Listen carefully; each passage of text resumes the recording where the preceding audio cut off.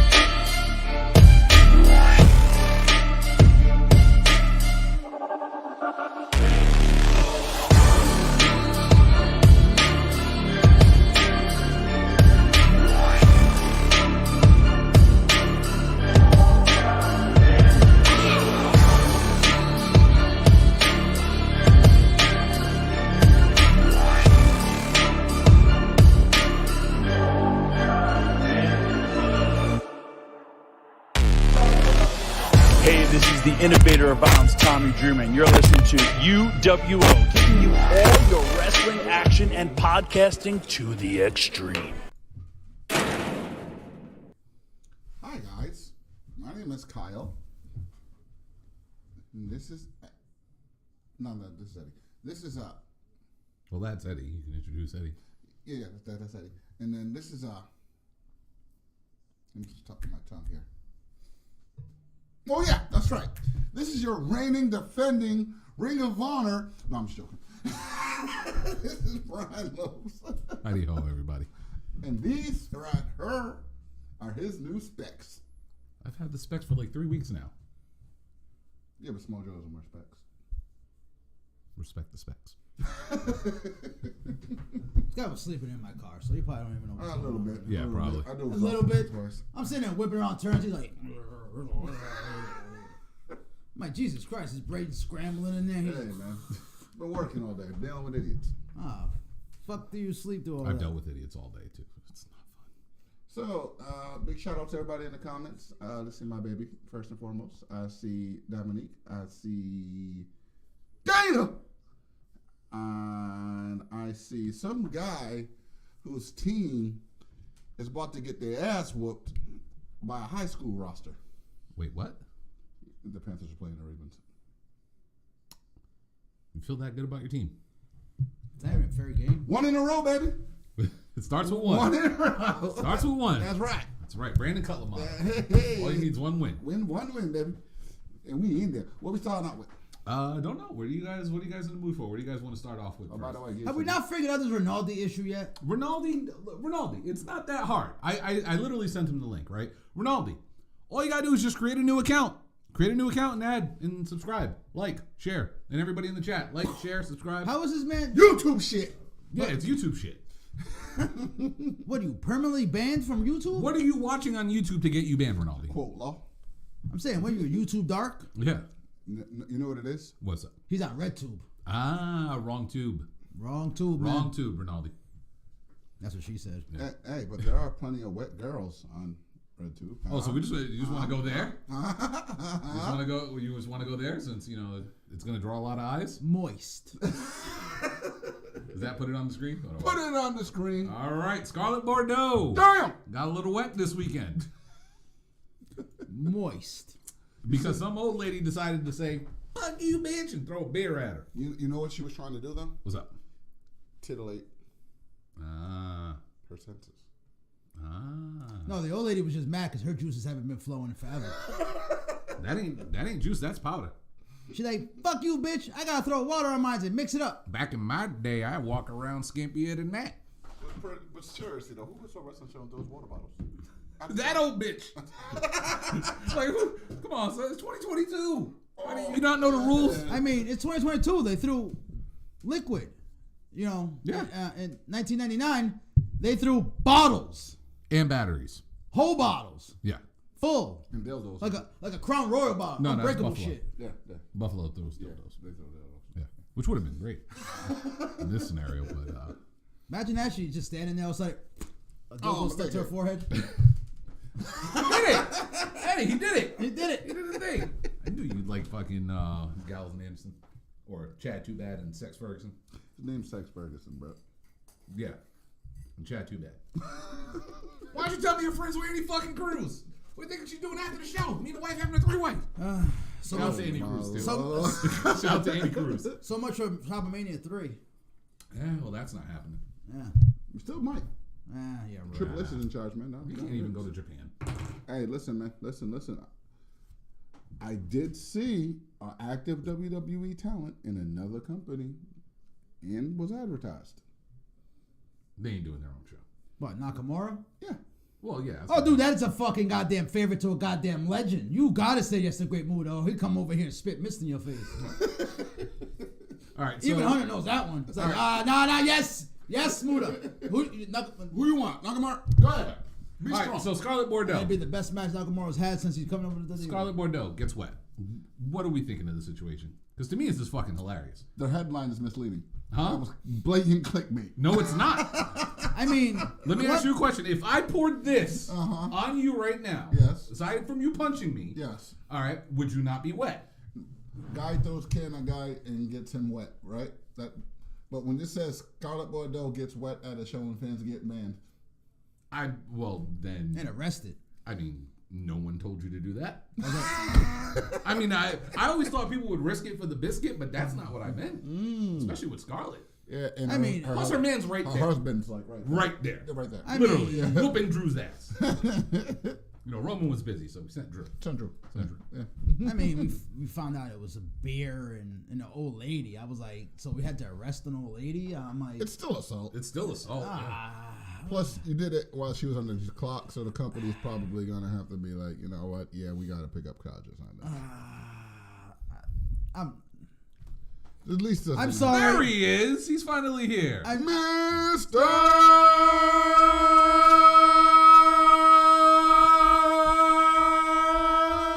I'm done. Damn. That wasn't rehearsed, by the way. Not at all. Yeah, how the hell? See? A little motivation, you fixed it. See? Boom. You did it, Renault. Congratulations.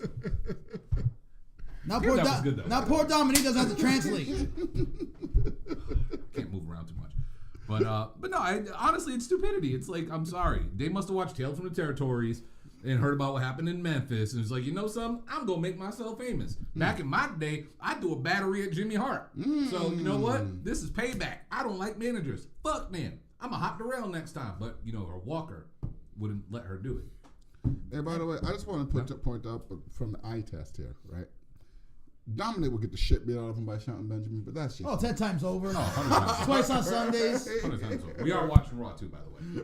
Go ahead. This is a tune-up match for Shelton any other day of the week, but we know he's going to lose. He said, thank you, guys. You may continue. I mean... sorry if I'm still stuck in the old school ways. It was a liquid. I mean, did we need to be escalated to cops being called? Okay, escort her out the building. Fine. It was liquid. It was multiple people. So apparently it was only one per. It was the lady who do something. But then I guess the family got involved and other people got involved. You know, you probably had a few simps on there who were trying to fucking fight the grandmother to defend Scarlett's honor and thinking that they have a chance in hell, but only have a tissue and some lotion at home waiting for them. You know, so it's like world's gotten soft. Dominic, you are really... I mean, we grew up at a time where there was worse. A lot worse. I mean, there was women throwing breast milk. Literally. Cambodian. Only the finest. I mean, there was Mick had urine thrown on him. Still went out to the match. I mean, in the old days, you would call that heat. Oh, yeah. Mega heat. Nowadays. Like managers back in the old days would love that kind of heat. Cornette would have been in there with his tennis racket, swinging it. Bobby Heenan would have been paying somebody to beat him up. But you know what it is, though? It's pretty much, I think this later, especially the fact that it's making like fucking news and news sites and dirt sheets. It's basically WWE telling people that we're not going to condone this type of shit. Yeah, I can understand. Okay, escort him out, yeah. But dirt sheets over here talking about people got arrested and making it sound like the police actually got called, and making it sound like people are going to do a fucking bid or something like that. Like the dirt sheets are blown out of proportion. It could have been a simple listen, Scarlett even jumped in on it. Security, she come over. Listen, we don't do that anymore. It's a soft ages now. You guys got to go. Escort them out and everything. And they totally ran out of hair gel in the back, by the way. So it's like Dominic got a full grown out mullet. I understand it got a little blown out of proportion. You know, the woman's out there buck ass naked, just like making others wet. So they just wanted to repay the favor a little bit. The old lady was obviously jealous because, come on, I want to see a picture of this old lady. This old lady is obviously like well past her prime, and she saw Scarlett out there with that ass, and she's like, "Fuck you, bitch!" What if her husband didn't need the Viagra because he saw Scarlett, and then she realized it was her? I mean, women are quick to get jealous of other women. The husband's in there, like all of a sudden his pacemaker, his little beeper started going off, and his like heart rate started going up too fast and everything. And she was like, "Are you staring at that girl over there?" You know, and he hasn't stared at her like that in like probably 60 years. Yeah. So she got a little jealous. Hate. I mean, personally, I don't get it. I mean, like, it's 2022 now. It's like, we all know when you go to a show, you don't fuck with the wrestlers. Like, you boo them, you say F you curse them out, flip them off, do something, but don't throw shit at them anymore. Like, first of all, they probably hop over the rail, and like anybody else could have hopped over the rail. Did they arrest the Saudi that fucking dinged Natty with a fucking water bottle? Okay, that's different. I'm just saying. I'm with you on that. I've seen a few other instances where people have gotten shit thrown at them recently, and it's like, have we arrested them all too? I don't know. Like, I feel that maybe the dirt sheets blew it out of proportion. I don't see cops in handcuffs like the dirt sheets are saying. She definitely got escorted out the building. You know, probably the family too, because you know the family probably got, "You ain't touching my grandmama." You sure as hell ain't touching my grandmama? Right? No, I don't care. Yeah, she threw something at her. We'll leave. You better back the fuck up. Almost out throwing other things at you. But here's the crazy part. They were in Illinois, and Charlotte and Thing live in Chicago. You know what I'm saying? So she even said it. She's like, "I'm used to this shit." We're not like, going to get choked slammed by Cross by talking you know about his girl, right? I don't see Karrion Kross here. You see Karrion Kross? Karrion Kross ain't choke slamming me. Yeah, exactly. I'd be like, "Nah, I'm good. Go ahead." Y'all I mean, for all we know, that was Mama NXT. Could be the granny in the front row. Yeah, could have been her. She don't go to them shows no more. She know better. Wow, it's a sad day we're living in when Shelton had to job out to fucking Dominic Mysterio. Poor Shelton Benjamin, by the way. Pour one out for Shelton. Pouring one out? Might as well. And you're gonna spill one eventually, so. Yeah. So. I don't spill beer. Coming soon. No. That stain over there by your foot would say otherwise. All right. Any other thoughts on the whole Charlotte situation? You mean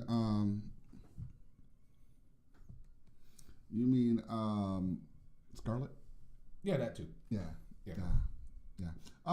Here's the thing, people. If you go into the fucking wrestling event, if you're not actively part of the show, aren't requested to hand any items to a wrestler, or anything of that nature, sit your ass down, chair, enjoy the sports you're signed, man. Leave the fucking talent alone. Personal attacks on people is just, it's fucking stupid at this point. Pretty much. 100% agree. All right. Where would you guys like to go next? Because Eddie, you pick. Hey, where would you like to go? Would you like to go here? Would you like That's to go a there? burial. Huh? That's a burial. That totally is a burial. It's going to be a unified burial. I think there's 2 unified burials that we all have because we witnessed one last week and that was fucking stupidity. The crowd tonight even said it was fucking stupid. That was great. That was great. Well, we can talk about it real quick before we switch topics. All right, go ahead. Because after that, we'll lead into the next one. Go ahead. What was great about it? What was great about it? It's a complete total reset of that fucking clown. I mean, they were doing that was Vince's new Chosen One. Remember what happened the last Chosen One? How that went down? Yeah. So yeah, the little prick needed it. I mean, that was definitely a nail in the coffin. That Vince is done here, guys. Yeah. That was his ideas are done. We're done with it. We're moving on. It was a stupid fucking call to put Money in the Bank on him. Everybody fucking said it. Don't think it was a stupid call. I don't think it was a bad call to put it on him. It was a bad call because we all knew for 100% fucking facts it was not happening. Did you say 100 by the way? 100. Okay, yeah. Fucking facts. That he was not taking the belt off of Roman. Yeah. True. Okay, and it became 1,000% facts when Papa H took over. Yeah. He wasn't taking the belt off of Roman. Okay, they I think Paul would walk out that night. I think the whole bloodline would walk out that night when they say, "Oh yeah, you're getting cashed in on." Yeah. I think everybody would walk out and be like, "Nah, fuck this mess." So it was a stupid move that he had to fix. And how else do you fix it? You haven't failed to cash in. Get that damn thing off of him already. Reset his ass. Okay. And start over from scratch. The fucking kid hasn't paid any fucking dues. He was fucking... He's work. I mean, don't get me wrong. His work rate isn't bad. He's not a bad wrestler. He's paid 0 dues. He did nothing in NXT. Really. Nah, I mean, he was part of the way. He was part of the way. That's not doing anything. That's just part of somebody. You're part of Johnny Gargano. That's like saying fucking Candice LeRae is famous because she's married to Johnny. Well, yeah, that too. Okay. The only reason why anybody liked Indy was because of Johnny. Okay. So at this point, he needed a reset. I would not have been opposed to him getting shipped back to NXT. No. I think he's good on the roster. There's no need for him right now. Newsflash, WWE's become bloated again. Oh, we'll do that. We'll get into that next They have become bloated again. That will be something fun for next week. He is completely lost in the shuffle. Okay. And I'm sorry to say, Matt Riddle's got lost in the shuffle too. I know what I'm saying. Because we went from Matt Riddle was bona fide cusp of main eventer to he's walking around with fucking bongos again. You don't want to hit the bong? I don't understand how that's any different than his character, man. The man was literally riding a scooter. Okay. That was his chariot. He still does it. So what title matches is he in? Okay, so you have to be What main event feuds is he in? So you have to be in either a main event feud or a title holder, or you're lost in the shuffle? Yeah. Okay. I mean, Bobby Lashley's in feuds that involve titles. Ricky Starks? Ricky Starks, damn. Whole different company. Oh, different company. I'm just Whole saying, different company. They're just using them as an example. Somebody who was not involved in the main event feud, someone who's not in any title picture, somebody who is still clearly fucking killing it. Somebody who was clearly ready for the main event picture versus somebody who's still on the come up. You do remember a couple of months ago that man was just challenging Roman Reigns for the title, right? Ooh, he challenged a couple of months ago. Ooh. But that was a main event feud. Ooh. Because Randy Orton was around. Because it was all about Randy Orton. Randy Orton wasn't around. But it was about Randy. Yeah, because he hurt You don't hurt Randy. Okay. And this little hot mess, he hasn't paid for any of his past sins. Let's not forget he Accused. Accused. Don't do that. Accused. I'm just doing what everybody else does. Accused and guilty until proven innocent. Nah, don't do that, man. I don't see evidence. I don't care. I saw some evidence. Because I seen a Miami Dolphins fucking offensive lineman get his fucking life fucked up just because of weed accusations that somebody used to fucking ruin his life. That person didn't step out until he was actually on NXT bringing fucking spotlighted. Not for nothing, dude. Until you show me a little bit of proof, a little smidgen speck, or even remote evidence of anything, and not delete your Twitter account when all of the facts start coming into your fucking face. The same exact thing with Matt Riddle. Same exact thing with Enzo Amore. Damn near every fucking president elected. I'm tired of this fucking Rich Swann. Rich Swann is another one whose life was affected by the Enzo got cleared. Enzo got cleared. He's still banned because he's a fucking idiot. That's a different story. All right, the reason he's banned isn't about his allegations anymore. Yeah. Hey, he's on MLW. yeah. They're trying to change it. Yeah. Who the fuck watches MLW? Exactly. I'm sorry. To me, this was the dumbest fucking thing they did under the Triple H era. I'm sorry. What is the point of Money in the Bank? To cash in and become the very next number one contender at your convenience. For which title? any title you're choosing. Most No. It's never been guaranteed championship match. Yes, but they've never emphasized that. They always say you're number one contender for the world title. Well, that's different. It's always different. It's always been different. Sometimes they say it's you always can cash been in the same. on a championship. That's when they're looking for an scapegoat. Yes, and that's what they started doing with him. And I noticed it a while ago that's what they kept saying. And to me, that's bullshit. I'm sorry. If I have the briefcase, couldn't he find his own clothes? If I have the briefcase, right, and I can cash in for any title I want, right? That's what you're saying. Mm-hmm. Why the fuck am I going to cash in on a title, A, that's not the world title, and B, the title that is currently being offered up in an open challenge? Why? Please explain that to me. I mean, because... Why? How in any logical sense does that make that part any makes sense? sense because he was cashing in on a prone man. He didn't accept the open challenge. Bobby Lashley It was did. still the open challenge. But Bobby Lashley accepted, okay, and the match got thrown out because the belt never rang. So Seth Rollins still technically had an open challenge. But Seth didn't get back up and say, well, I still got an open challenge, so who's coming out? No, he was prone position, so he cashed in. Fucking stupid. So that part makes a little sense. Stupid. Stimpy, you idiot. That's what I want to say to this guy. I'm sorry. Whoever booked that storyline, you get an F. F? You get the lowest of Fs. F plus. Huh? F Not plus. no minus. That's F plus. No, and minus. It's F plus. No, it was an F for him cashing on the U.S. title. It's an Okay. F minus because he did it during an open challenge. Come on, son. After. I mean, it was an... Doesn't matter. Did Seth Rollins have a match? That's true. It was an F from the start. They gave him that fucking briefcase. I told you from the start. But you hated Seth everything WWE Rollins- at that point. But I was sitting there. Seth Rollins needs to win that. Okay. Because even at my apex of hate, I was like, Seth is carrying fucking Raw. You got to repay him. What did I say at the beginning of last year? Yeah. It was going to be Rollins' show. Yeah. I knew it was going to be Rollins' show, but everything else, it's like, I'm sorry. The briefcase, I don't get, like, with me with the briefcase, I enjoy the briefcase because it does give that sense of anything can happen, okay? Now, when I want anything can happen, I want it especially in the world title picture. I don't want it in the U.S. title picture. You can't be picky. Anything can happen. No. You were not expecting. No. Nobody on God's green earth was expecting him to cash in on the U.S. title. So Austin Theory is the dumbest professional wrestler of all time. Because even Baron Corbin went for the world title. I was there. Time out. I will 1,000% agree with that sentence. In kayfabe, he is the dumbest professional wrestler of all time. Yes. He had a better chance of cashing in on the 24/7 title. That shit was already in the garbage. You would have won that without getting hurt. Eugene would have went. I never For the said. world title. Hey, I never said it was an intelligent move or an intelligent thing to do. Hornswoggle would have went for the world belt. El Torito, who has a 95% win percentage, would go for the world title. Did you just bring up the 95%? Yes. This man, come on. El Torito don't lose, baby. Come on. Even he would have went for the world title. Like, fuck you. Acknowledge me, I'm a bull.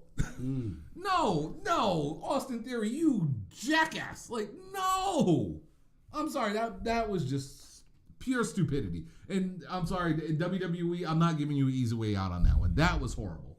Hey, I never said it was intelligent. I said they had fixed a mistake that was already occurred.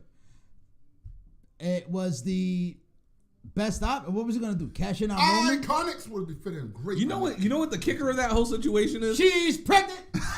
You know what would have been the best part of that whole situation? Go ahead. If he would have won the fucking title. Now he looks even dumber. For cashing the Money in the Bank on the title he already won? Yes. That's another reason. Like, what? What are we doing here? No, you. I mean, you jackass. Sometimes you gotta fix stupid with stupid. Sometimes, that's the only way to fix a stupid person. Sometimes you gotta get on their level and fix stupid with stupid. Sometimes two wrongs make a right. It's stupid. Hey, I never said it was intelligent. It had to be done. They had to get that damn thing off him. What's going on to the Jewish soldier? How you doing, Jewish brother? soldier. Hey, trust me. Shoulder, Ain't no, dude, I'm hurting. I'm on drugs right now. The medical kind. Medical drugs, by the way. And shout out to you, Jewish shoulder. Oops, I can't even fucking say it right now. Okay? Just so you know, Kanye and Kyrie ain't here, so you're good. Don't worry, you're good here. That's right, I said it. I like the Jews. They got good money. and Matza. I ain't touching that one with 10-foot pole. They're cool with me. I ain't got no issue. If you got some connects, let us know. But no. I'll stick to making fun of my people. For real. Speaking of which, you want to make fun of somebody else? Eddie, say it. Ugh. Throw up on the screen, please. All right. The NWA may have pulled the G4 by giving their World Heavyweight Champion to Tyrus. Out of all people, Tyrus. 10 pounds of gold. Sweet Charlotte. Go ahead, Eddie. The legacy behind this title. Okay, the meme I shared was perfect. You know, grandparents. I can't do the intro anymore, so Kyle just you know, pull it out. We had legends holding that belt, the likes of Harley Race, the Ric Flairs. Oh my God, and Ron Killings, Tyrus. Can I do the honors here? Tyrus. Ladies and gentlemen of the UW podcast comment section, please bow your head.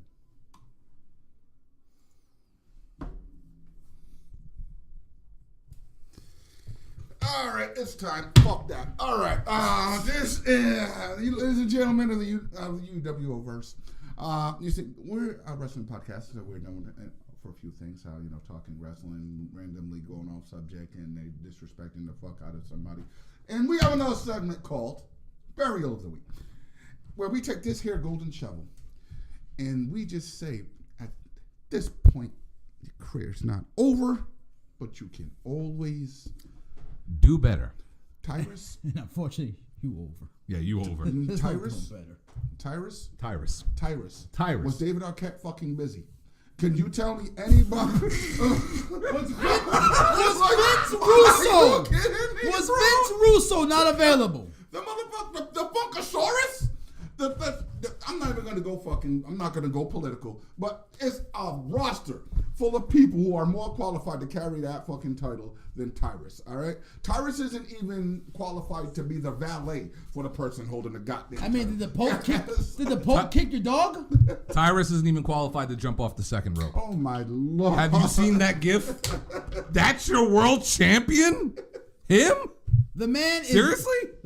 I thought Trevor Murdoch was a bad idea. I wasn't on board with Trevor Murdoch. But Trevor can wrestle. But holy fuck. You just said, hold my beer. Let me make this worse. Tyrus. And then I got people online trying to justify, he's on the second... Hope you feel better, Jewish soldier. Yeah. He's on the second most watched... You won't go political, but I fucking will. Second most watched Fox News fucking show. Who the fuck watches Fox News? Besides, I'm not going to answer 50-year-old racist white men who don't watch wrestling anymore. And women. Okay. That demographic does not watch fucking NWA.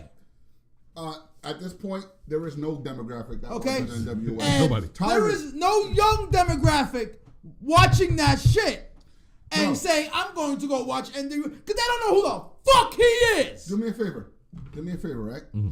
I'm going to be Billy Corgan, right? You say about that? Just listen now. Listen, right? Now, I want you to say to me, Billy Corgan, that Dolph Ziggler was the worst decision of a heavyweight champion this year. No, I don't speak to Billy. I don't speak to Billy. This is what I do to Billy. Can you say that? What are you thinking? Smashing Pumpkin? Can you say that, please? Can you say that? Just say Dolph Ziggler's NXT title. I have never said Dolph Ziggler's world title reign sucked. Can you say it, please? No. And you know what? Brian Kendrick's world title reign was better than that, too. I'm talking about his NXT title. I'm talking about his world title. The 2.0? No, I'm talking about the Brian Kendrick being the longest reigning WWE champion in scramble match history. All right? This year, Dolph Ziggler's NXT 2.0 was way better. Yeah, because Billy Corgan said, hold my beer. Hold it. That was horrible. That's the worst decision of this fucking year. I'm not to be here. You say fire Scott D'Amore. This motherfucker is letting his franchise player be unhappy. All right? And you're talking about fire Scott the fucking Moore. No, Scott D'Amore gets respect from you from now on. Tyrus. And you say fire Scott the goddamn Moore. The man who put the walking weapons fucking title reign. He heard you on that one. Oh my He Lord. heard you on that one, Eddie. And you are telling me to fire Scott the Moore? This man decided, I got a world champion, a world-class athlete. This man was printing his own fucking money for my company before the pandemic. I'm going to piss off his wife. In all fairness, and this title, Scott the Moore don't own Impact. Magnus, or whatever you want to call him, because to me he's always going to be my fucking Magnus. Instead of having Magnus as your fucking focal point, you put in this fat, sloppy, botching, can't dance, I want to be a rapper, and look guys, I'm black, but I'm on Fox. Tag me in. Okay, not only that, right? You got the hottest guy on the independent circuit on your fucking roster. Mr. I held every fucking championship on the indies. Mr. King of the Deathmatch. My wife is a butterface. She said she is hot though, I ain't gonna front. All right. Mr. I'm all over the place. Papa H might be calling me pretty soon. Be like, hey, you want to do a one-off? Come on in. That's why he didn't get the belt. Because he's too busy sucking off Papa H. Like, can I come back? I'll come back too. Well, here's if he wasn't too busy on his fucking knees looking at fucking Hunter, he might have got an NWA title run. He already did. He might have got a second one. We might have been saved from this. But he's too busy trying to suck off Stanford, Connecticut. You will not put the blame on Matt Cardona. I blame Matt Cardona. No. That is his fault. He had no options. That was Get it. Okay. The only option. No. See. Slow process right now. See. Billy's a fucking idiot. Respect Cardona. He did a lot of fucking drugs. Respect Cardona. When he was a fake rock group. Respect Cardona. And the Smashing Pumpkins, he was smashing cocaine. Okay? And the cocaine's coming back to affect his Acknowledge brain. him. Okay? The man still thinks that everyone wants to see out of shape, gassed out at the 92nd, fucking no talent bums because they're big and fucking big meaty men slapping meat in the fucking ring still. Bro. Okay? He fucked up, yes. But Matt Cardona fucked up bigger because this little motherfucker too busy sucking dick. He don't sign checks. He didn't fuck up bigger. You can't kill Matt Cardona. I'm not putting my title on him when he's too busy sucking off Stanford, Connecticut. He ain't sucking off Stanford, Connecticut. Stanford, Connecticut is calling him up. No, they called his wife, and he's like, I'll come back too if I keep my name. Well, I mean, yeah, that's part of the deal. Okay. How in the blue hell was this in a meeting? Because I'm pretty sure there was a meeting about it.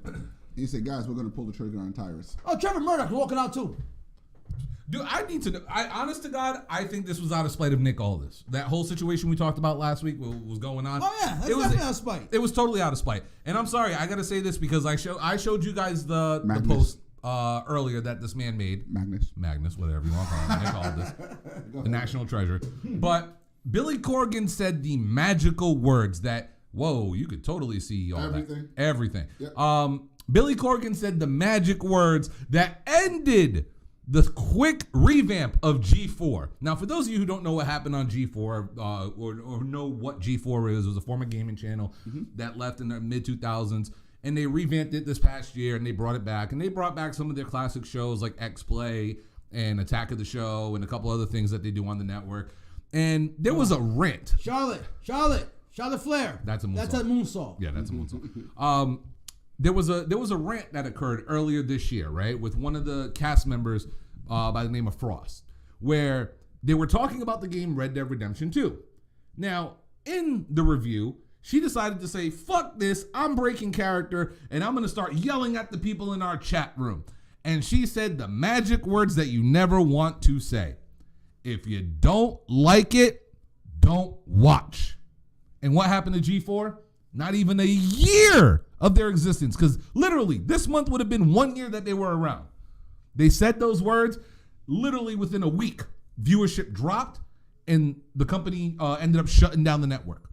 It's over. Finito. Done. In 1 fucking year.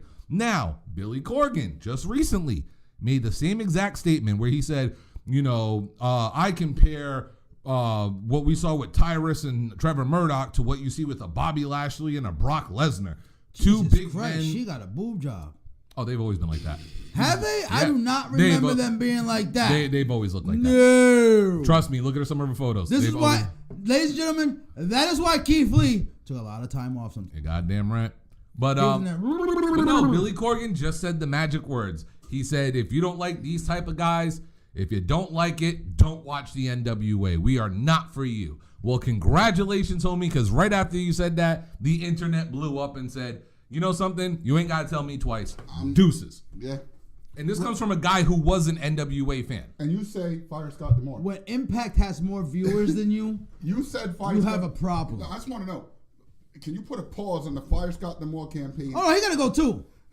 Fuck that. We need to just get a whole fucking cleaning session Impact going on. has been great, by the way. The past 2 weeks have been really good of Impact. You Hey, wouldn't no, fucking it's know okay, because Scott D'Amore don't know how to fucking promote shit. And why? What are we doing here? Playing What are we poker. doing? No, what are we doing here? Playing poker. How is this supposed to be good for? Baron Corbin's worse. How is that possible? How's it worse? Eddie, do you not realize what's happening right now? He's turning back into crackhead Corbin. He needs to. That He's was losing all of his money. That was his best fucking time. Yes, exactly. So he's doing something good. This motherfucker got money rolled up on the poker table. With the glasses. But no, I'm sorry.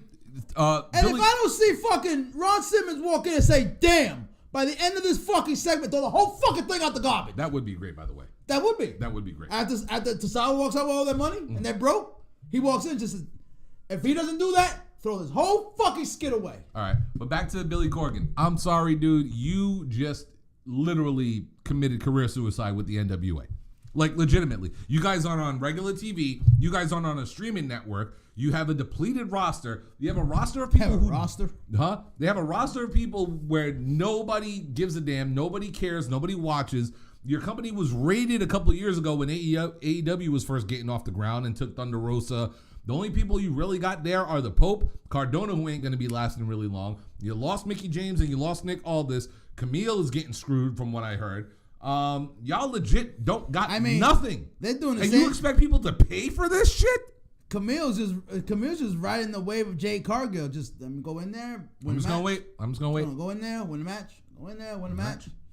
Like, they ain't doing shit. They don't have a women's division At all. Okay, and once again, I'm not a sexist, but women's wrestling is not selling. I have something to say about women's wrestling when we wrap this up because I do want. It's Every not now on the and board, but I then- do want to talk about it. Every now and then you get your gems that can sell a match, but it's not selling. Okay, especially in NWA, sure as fuck ain't selling. So Billy saw that. Mm-hmm. Okay, he saw that. He didn't focus anything on it. He didn't focus no energy on there. Mm-hmm. Okay, but what are we doing? You have tag teams. Do you know they have tag team titles on there? Yeah, it's funny. One of the guys from Rhode Island is actually one of the tag team champions. Okay. You are a casual. Yeah. Would you know this? What? Oh, if I was a casual? Fuck no. You had no clue. You know that national title, whatever the fuck, that intercontinental title? No, honestly, I really. Casual? Would you know this? Would you know they have a secondary title? As a casual? I know No. they have titles. I know they have titles, but I don't know holding who's holding them. You don't know who's holding Like, them? I legit don't You know. don't know what's going on? I'll You put know, it like this. you I know haven't Sweet seen- Charlotte. I Yes. haven't seen MLW since a person who happens to be related to the greatest wrestler of all time was their heavyweight champion. Oh, I watch with Hammerstone as champ. I haven't And seen I don't watch it that much. I watch when they have like the battle riots. I'm and sorry all that to stuff, say, and I can care less about them. Hammerstone fell into the category of the chase was great, your title run, nobody fucking knows. Because there's nobody to challenge. Because him. what? There's nobody to fucking challenge him. But when you moved had on it on from a Jacob. Samoan, Yeah, everybody knew Jacob Fatu. yeah. And Hammerstone's great. Don't get me wrong. Oh I yeah, love him. he's fucking great. He's His fucking matches great. with Fatu were fucking awesome. Yeah, he's great. He's fucking great. But nobody cares. But I'm sorry, I gotta say this. People loved the chase. People were clamoring for him to be champion. Yep. People were salivating for him to be champion. No buzz after he became champion. And it's sad too. Because when Jacob Fatu had a match, buzz. I saw buzz on social media. Mm-hmm. Alex Hammerstone has a match for a title.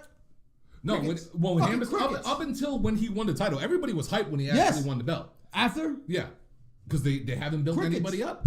They haven't built anybody up for him. And I'm sorry, the situation with NWA, this shit is fucking sloppy. I can't believe I'm going to say the words that are about to come out of my mouth, but Say it. Billy Corgan, sell the company to Triple H and Stephanie. Please, please sell it to this WWE. point- You might as well. At this point, sell that shit to Freddie Prinze Jr. Or, yeah, Eddie brought that up earlier. He might be a better choice of running that fucking company. Sell it to anybody. Mhm. Okay, at this point, shuttle that shit. Okay, because it's true what they say online. Pre-pandemic, they had a buzz. Okay? Pandemic came, they get fucked. Everybody got kind of fucked unless you had a TV. Really quick. Unless you had money behind you, real money behind you, you got kind of fucked. But here's the kicker with that whole situation with NWA, right? It's not like they tour. No. They do studio. They literally do studio wrestling. Then they got off of YouTube and decided to try to make people pay to see that. That's what killed me. I'm not paying you. I won't pay Impact to see them. I won't pay MLW to see them. Well, fuck makes you think I'm going to pay you to see NWA trash? And Tyrus becomes the world champion. Yeah. Like, don't get me wrong. When they first started off, they had a great roster. Oh, they had a great fucking roster on down quality there. shows and good shows. Yeah, but very vintage feel to it. Yeah, but I'm sorry, you guys didn't turn anyone into a star. All of the big names you had, you lost. You lost Eddie Kingston. You lost Thunder Rosa. You lost fucking Molina. You lost fucking Ricky Starks, yeah. And now you're losing. You're losing your biggest star in the fucking company. Who you got left? With all due respect, we all love Pope, but I'm not paying to see Pope do a 4-minute match in front of nobody. Pope is a star. I sure as fucking ain't paying Tyrus to be gassed at the fucking Goldberg time. Oh, hell no. The man's gassed just as fast as Goldberg get gassed. I'm sorry, my world champion needs to learn how to jump at least off the second rope without breaking his ankle. You know what I mean? I'm sorry. No, I can't do it. I can't do it. Billy Corgan, you murdered the legacy of NWA. And I'll be honest with you, as a guy who enjoyed your product before, there is no way right now. Dare I say it? You Vince McMahon, ECW. Yeah. You totally made me not give a fuck about your company. Many legends are rolling over in their graves. Listen, Ric Flair wants the ones. All right? Ric Flair just wants the ones. Ric Flair wants to see. Ric Flair might catch you outside. Yep. Oh, Ricky Steamboat can still go. Ricky might catch you outside. There might be a few legends that might catch you outside that can still. Tyrus? I paved the way. Making fucking $13 a match. Even Trevor was cool because Trevor's story was fucking great. He's fucking Trevor. Everybody was Trevor. And the man can wrestle. Yeah. And not be gassed at the fucking 90 seconds. Bruh, really? He was the worst one out of his team with him and Sweet Tea. Really? Nobody watched him dance. We watched Naomi and the other chick. Yeah. Till we realized she didn't know how to pin somebody. Well, yeah. Well, she's just... Clearly, they fucked up and tried to make her a wrestler. Naomi actually had the talent, but we didn't. Nobody watched the Funkasaurus. We watched the Funkadactyls. Yes. Okay. Sweet Tea was Lord Tenzai, aka Prince Albert. Your stick got old quick. To the point where they literally took your theme song and gave it to Xavier Woods. Who was Sweet Tea? Huh? Who was Sweet Tea? Prince Albert. He said, you didn't know that? You didn't know that? No. Who the fuck remembers Tensai and Sweet Tea? And mind you, Tensai was a better dancer. How the white boy a better b-boy than you? And you roll with Snoop. Can we change subjects? Because you killed the company. You're killing me, Smalls. For real. This one, as a wrestling fan, legit hurts. You guys know how much. I'm sorry, but how happy I was for NWA starting up and all that shit. I understand about. Why the they got matching tights? My man Law always tries to school me to the territory days, and not for nothing, I actually want to have an episode with him on it so we can break down some of it because he's a very, very knowledgeable historian for the territorial days of wrestling. Okay. However, NWA was the Mecca.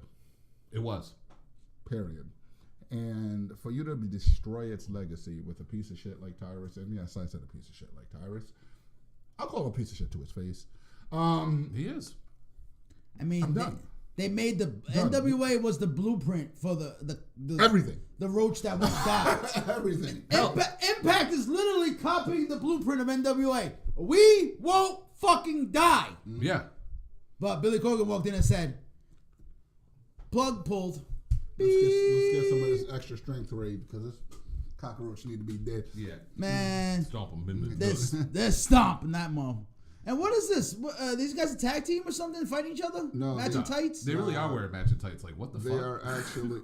This is actually what I thought that Triple H would do. I don't think Austin Theory is buried. No, it's a reset. This is him saying you're at the bottom of the ladder, kid. Time to build yourself back up. You got skyrocketed. You didn't. The momentum didn't hold.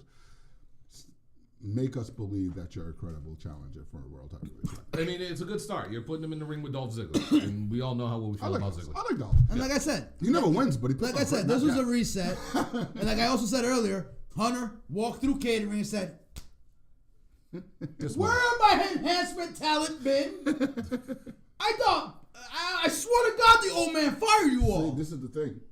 Hunter doesn't go to catering. He gets his meals. I know. And he just happened to be walking by catering one day. He wanted a drink of water. Yep. He walked in and said, "Tazawa?"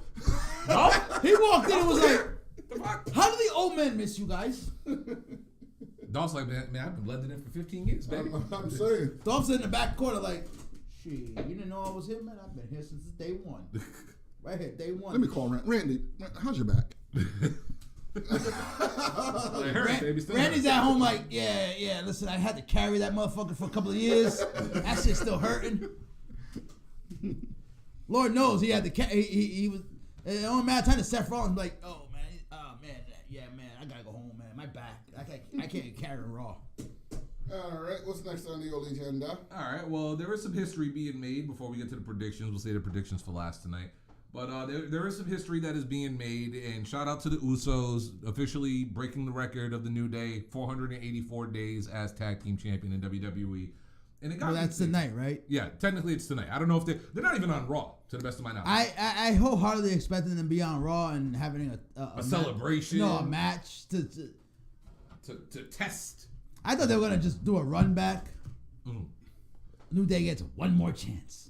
One more chance to stop him at a tie. It would make sense, right? Yeah, I figured they'd do a run back, just stop him right at the finish line. Yeah, but no, they're actually getting the record.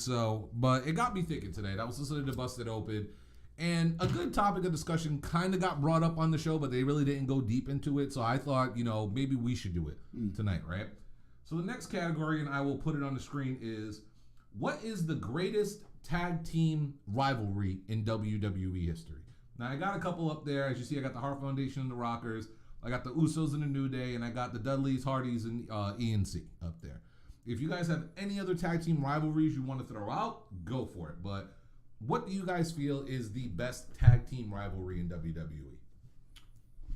The Bushwhackers and the Brainbusters. No. Okay, first off. First off, that's great, by the way. Don't forget Strikeforce, baby. Oh, yeah, man.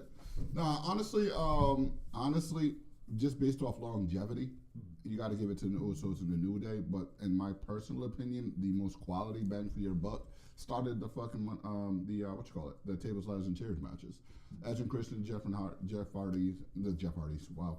Edge and Christian, the Hardy Boys, and the Dudleys. I mean, if you want to talk long-term booking, Rockers and the Hart Foundation.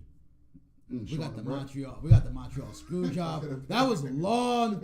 It's still being booked now with with the makeup and everything. True. That's generational long term booking. But the fan rivalry though, is what a lot of people don't actually give credit to, and that'll be Demolition and LOD. I was gonna throw them up there, but the only thing is they've had what? 2 matches? One match? One match against each other. Yeah. So it's not really and a that rivalry. was the watered down version of both. Yeah. Legit was. But it goes to show, it's like WWE does have some good, even though we do shit on the fact that they don't care about tag teams, when you get teams that actually go out there and click and, put on great matches, it's like, oh, it's a great sight to see. For me personally, I agree with you. I think longevity-wise, it's definitely the Usos and New Day, based on the fact that even though, yes, we've seen them 50,000 times together, they still put on fucking bangers. Every match is a banger, and not only that, you never see the same match. You never see it. They always throw something different in the match. Yes, Go ahead. The Hardys, Edge and Christian, and Dudleys will have a word with you. You never saw the same fucking match. No, and that's what I was going to say, too. You never saw the same match with them. That's what I was going to say. My heart goes with them. They pioneered breaking your back. Yes. To get the tag team division over. Think of it like this, right? WrestleMania 17 is considered the greatest WrestleMania of all time, right? By some. I believe WrestleMania 10 because my favorite match in WrestleMania history is there. Okay. But when people talk about WrestleMania 17, everyone thinks about Rock Austin, but everyone remembers TLC. Exactly. And for me, it's like, as great as the New Day and Uso rivalry is, and I'm not discrediting them in any way, shape, or form, they never had that Mania match where they tore the house down. They tore the house down in Hell in the Cells. They've had street fights. They've had fucking gauntlet matches. They've tore it up every single time. But to me, it's like, they haven't had a classic TLC. that's the only thing they haven't done yet. That's the only match they really haven't done. Hell, they even did Elimination Chamber. When they did the Tag Team Elimination Chamber, they did that too. But no classic TLC. And how many TLC pay-per-views we had? And here's the other kicker too. When you think about the old rivalry with the Hardys and Edge and Christian and Dudleys, you can take any combination of the two and they put on bangers. Remember the tit match? For those who don't know, the Terry Invitational Tournament. Yes. Everybody called it the tit. Because that's what it was. The tit. I mean, it was Terry. She had the only one that had bigger ones and major guns. It was always cold in there from what I saw. But you got that match between the Hardys. Cold. You got that between the Hardys and Edge and Christian. Then you got the tables match between the Dudleys and the Hardys. Okay. You know what I'm saying? Then WrestleMania 16, the triple threat ladder match. You know what I'm saying? Phenomenal match.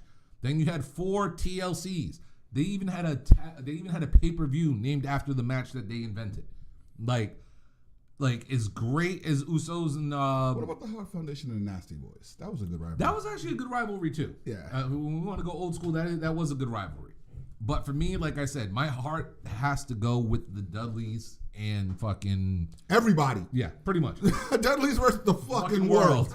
You know what I'm saying? But like I said, when we're talking WWE, there are some good tag team rivalries out there. But for me, those are the 3 that stand out. Now, here's my real question to you: if those are our top 3, how would you rank them? Because we all brought up valid points, like Eddie talking about the longevity between Shawn and Brett.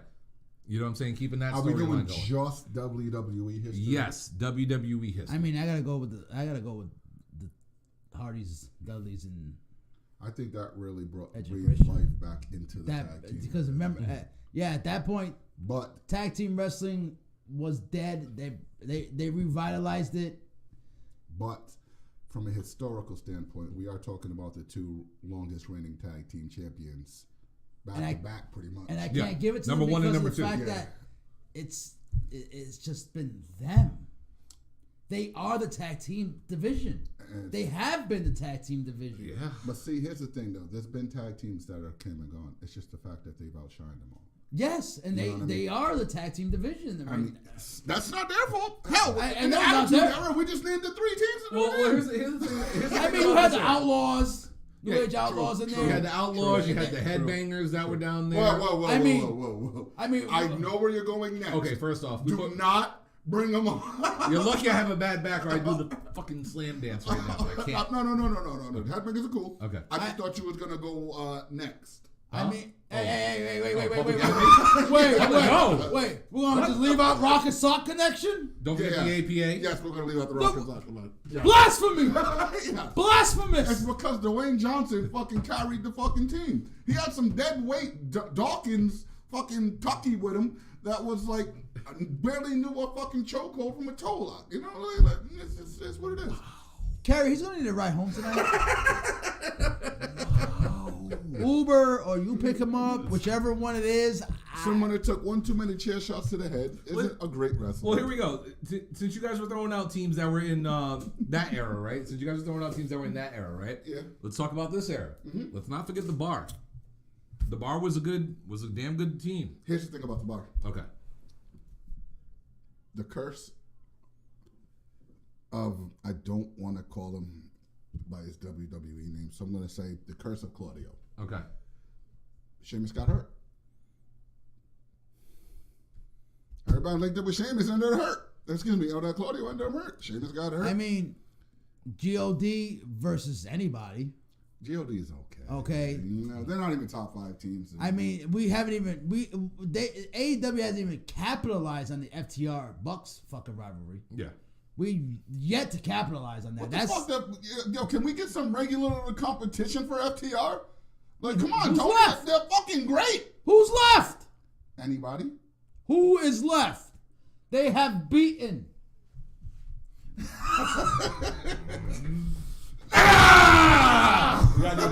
We do it every week. I'm sorry. It's our thing. But it's like legitimately. Like FTR has beaten every tag team with a name. Yeah. That's because they are. Remember when we first started doing live shows, because we switched over from Anchor, and shouts out to Anchor for carrying us and shit and all this for at the same time. But anyway, do you remember when we first started doing live shows and we were telling you how good of a tag team FTR is, and you was just calling them doughboys? They can't hang in AEW. They want to prove that they're great. Go to AEW. And now look at you. Mm-hmm. FTR debuted on AEW. What are you talking about? Oh, another tag team actually getting some life breathed back into them. Re-debuted, I should say, repackaged on SmackDown. Can we get them called the War Raiders again, though, please? Oh. Please. Please. All right, go ahead. Yes. Max the Impaler. I just want to throw that out there. I just want to say that. I'm just throwing that out there. Max the Impaler. History. No. No, I'm just throwing that out there. Fuck that. History Channel would like to have a word with you. There's a show called Vikings that went on for 6 seasons. Yeah. Okay? I know this chick was watching. Yeah. Well, no, they're actual Vikings. I know they're actual Viking. Yeah. He's an actual but Viking. I'm just saying. She married into a Viking. I gotta say, not for nothing, Austin Theory just actually put on a damn good match against Dolph Ziggler. Oh no, Dolph Ziggler carried the fuck out of him. Oh my lord! But no, I'm just throwing that out there, the Max the Impaler thing, because with all due respect, like I understand y'all are both Vikings of the wasteland, but you really came back looking just like her with just you could big old. There are hundreds and hundreds of different Viking looks. You could have picked any of them. Any of them. And I understand some people are like, oh well, Max is doing the original Mad Max look, and she's doing Mad Max Fury Road. Oh shit! Damn, that caught him right in the face. He caught a corner in the face. He's probably bleeding. Oh no, he's not bleeding. But go ahead, Eddie. Continue. Okay. And people over here like, oh, well, it's wrestling. Everybody copies everybody and blah, blah, blah. Yes. Technically, Carl, you did. We basically just buried Billy Corgan in the NWA from Tyrus. Shuts up to Carl. How about them Cowboys? Come on, Skip. And y'all lost to a team that lost to the Lions. Papa H must have told him, Dolph, I'll throw you like an extra $50,000, right? Just let him fuck you up, because he is fucking up Dolph. Holy shit! They took my briefcase. That's what Dolph is there for. Dolph literally get fucked up. He's beating the crap out of this man. Holy shit! You want to wear my outfit? Ugh. I look better in that dress. Hey, it's Jamie Noble and Petey Williams. Oh my god! Shout out to Jamie Noble, boy. But it was. Is that Sugar Shane Helms? Damn right that is. Oh shit! It's the guy who trained Logan Paul. There's a hurricane coming. Okay, first off, we put respect on the Hurricane. I'll tell you right now, and I will fight anybody till the day I die. Hurricane and The Rock promos are the best television WWE's ever produced. Danhausen wishes he was the Hurricane. He really does. I'm not gonna lie. Hey, whoa! You want teeth to go into the jar? You don't even do that, man. What's up with that? What did he say? Scorpion King has a little tiny ding-a-ling. Oh, easy. I know that. I literally know those skits word for word. But no. Ranking the tag teams, since we're still there. How would you rank those rivalries? Those three rivalries? I'm gonna go with a 3-way fucking tie. I think that they're all important in rivalries in tag team history. Mm-hmm. But I got a soft spot. You're gonna hate me for this, right? You're gonna hate me for this. Mm-hmm. But me and my older brother used to always have a straight debate. Like if little kids had a podcast back then, mm-hmm. it would have been the most debated fucking thing ever. Out of the British Bulldogs and the Hart Foundation. That's actually another good rivalry too. I was Yo, listen, man. He brought up Matilda. All right, I was wanting to meet Matilda. Fuck the two. I wanted to meet the dog. So the puppy swinging your vote. The puppy did it, baby. Can we have another one for high energy and Team Extreme? Before they were Hard Boys, they were Team Extreme. High energy was Owen Hart and Coco. Okay. I'll see myself out. Right. Okay, first off, nobody wore checkers the way Coco and Owen did, all right? No Zubas pants? Baggy as fuck. That's right. Oh. I can't really do Hey, what about Kofi Kingston's tag team before the New Day? Oh, Air Boom? Air Boom! Kofi Kingston's held tag team titles with, damn near everybody. He's quietly a belt collector. Yeah, that is true. All right, but honestly, if I got to put a list on it, people are gonna call me in a moment, but I'm gonna put the only because it's still relevant to this day, and their paths collided as from the historical point of their reigns. Plus the way that they both reinvented themselves. You got to give it to the new because they actually have a fucking 6-year rivalry now, and I think they've had different looks all 6 times. I'm gonna give it to like I said, as great as New Day and Usos are, I have to give it to the three teams. I have to give it to them only because, like I said, they stole WrestleMania on multiple occasions. Kofi Mania.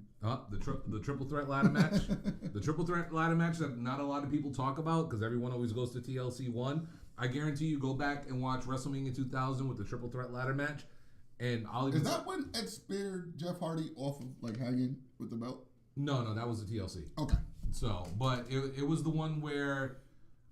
Bubba and Matt went through 4 tables going outside the ring. Yes! Okay. And then Matt was going for the title and Edge pushed him off and shit like that. And Devon does a fucking belly flop through a table on the outside. The fact that they stole WrestleMania twice, in my opinion, because no one talked about the Fatal 4-Way at the end of the night. And if you remember the Fatal 4-Way, you'll understand why no one talks about it. And TLC 2 at WrestleMania 17, when people say it's the greatest one ever, is until...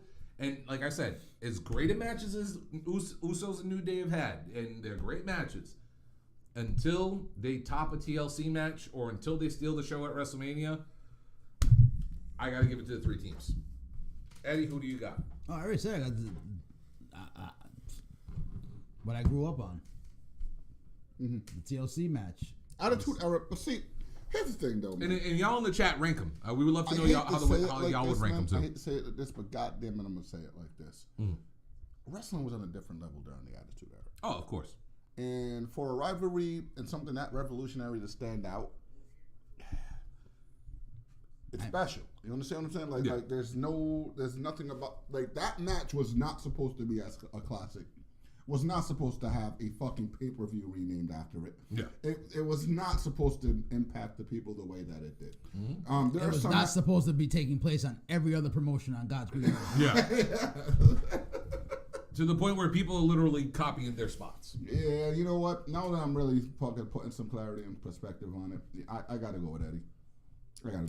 Yeah. So we all agree. As great as the Usos and New Day matches have been, they're not There's not revolutionary. one match that you can point out to that you can say it's the greatest tag team match. Oh, that. I'll say the rivalry itself. The rivalry itself, but there's not a match that can say that changed tag team wrestling. I'll say this, right? I considered the best match between the 3 teams that we talked about. I considered their best match TLC 2. Okay? The Usos and New Day, I consider their best match was the Hell in a Cell match. Okay. Where they beat the living fuck out of each other. And they were doing innovative shit in that match, too, that weren't even done in regular Hell in a Cell matches. So I give them props to that. If you're comparing those 2 together, with all due respect to those 4 guys, those 6 guys tore the house down. Tore the house down. I'm somebody who loved the New Age Outlaws versus Mick and Terry. Yep. Dumpster match. That was a great rivalry. Yeah. And go ahead, say something better about fucking Mick Foley again. Go ahead. Say something better about Terry Funk. Terry Funk and Mick Foley were by far the most overrated wrestlers. Sir, you do not disrespect the great Terry Funk. Listen to me now. To ever. He main evented the very first show I was at. Listen to me now. They were the most overrated wrestlers to ever be two of the greatest wrestlers of all time. You know how they say, you know how some say Daniel Bryan should never have been a champion, never should have been world champion, stuff like that. You hear what he said? Say it again. Yeah, No, he was talking about Daniel Bryan in Daniel Bryan context. But you know how some say, Mick Foley originated that shit. Listen, let me tell you. Mick Foley was the epitome of somebody who should have never held anybody's top champion. No, agree. You know how great Mick Foley is. He took all them chair shots and wrote #1 bestsellers. Still does. You are not supposed to be writing #1 best-selling books after your brain has been scrambled the way Mick Foley's brain has been Let me scrambled. tell you something. First of all, his wife wrote those. Second of all, Okay. Have you seen his wife? And then the fact that he helped produce his stats. somebody like Noel Foley. Which is amazing, by the way. His stats, they could have said former, cruiserweight champion. They could have said, anything. Yeah. They said married and divorced Tamina on his stats. My friend, nobody gives a fuck about you. And by the way, hold on, really quick, Rinaldi. Really quick, I want to jump in real quick because he made a post. It was Christian, Bully, and Matt who were the directors of all of those TLC matches. Yeah. The other three just said, fuck it, we'll do it. We'll do what you guys say. Yeah, you tell us what to do. And I heard that Christian did the most work in terms of actual getting everybody where the fuck they need to be at during the match. Yeah, because one of the matches, Bubba got a concussion. Another match, Matt got a concussion. And Christian was just guiding it was literally telling them what to do throughout the matches. So, but yeah, props to all three of those guys. Those three guys architect the thing, and the other three helped execute it. I do got to I'm piggyback on Eddie's point. Mm-hmm. This is great, okay? And we can agree that most wrestlers who are at the top of their companies of right now are great. Yeah. But if you tell me a spoiler alert, like, I don't know, Bryan Danielson on Wednesday night wins the heavyweight championship, I'm not seeing that a company actually shuts down because of that. Mick Foley needs to get his flowers. When he won that title, I'm sorry, dude, WCW was over. Mm-hmm. Yep, and I was there for it. It was over. And I was there for it. And I cheered every moment of it. Because, like I said, Mick Foley was hardcore champion at best. Mm. That's what people saw him as. Oh, yeah. The fact that he was world champion is not supposed to happen. Thank you, Vince. Because you know why? And Eddie and this. Thank you, Vince. No, it's thank you, fans. And that's what happened. And you know something, because Eddie? He was beloved. And thank you, Eddie. I thank you for saying that, and Kyle, I thank you for saying that too, because that just goes to show you the greatness of the Attitude Era. Because the Attitude Era, nobody like Foley would ever have won that world title. That's before Vince lost his damn mind. Yeah. Because I agree with you. In the Attitude Era, Vince was a fucking goddamn maniacal genius. Yeah. Yes.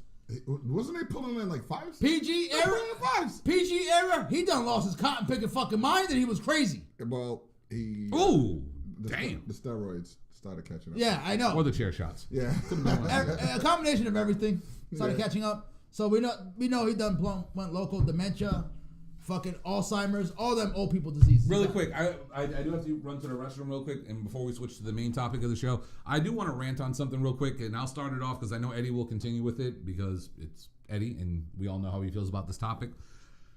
Why the fuck is Shotzi Blackheart getting a world title shot? Want me to tell you why? Cannon fodder. Definition, please. Basically, a shot that you fire, like let's picture a big ass cannon, all right? And you see it rolling up, and everybody's getting scared because like a cannon is just fired, right? Right. And then when it shoots and people get scared, lets off confetti. All right. Basically, what they're doing. not fighting tank. Yeah. That is Shotzi. We know Shotzi has a tank. Oh, she actually does have a literal tank. Yeah. But anyway. But here's my thing, right? Why the fuck does Shotzi Blackheart getting a world title shot? Because she's punishment? about to... No. Let me tell you what's about to happen.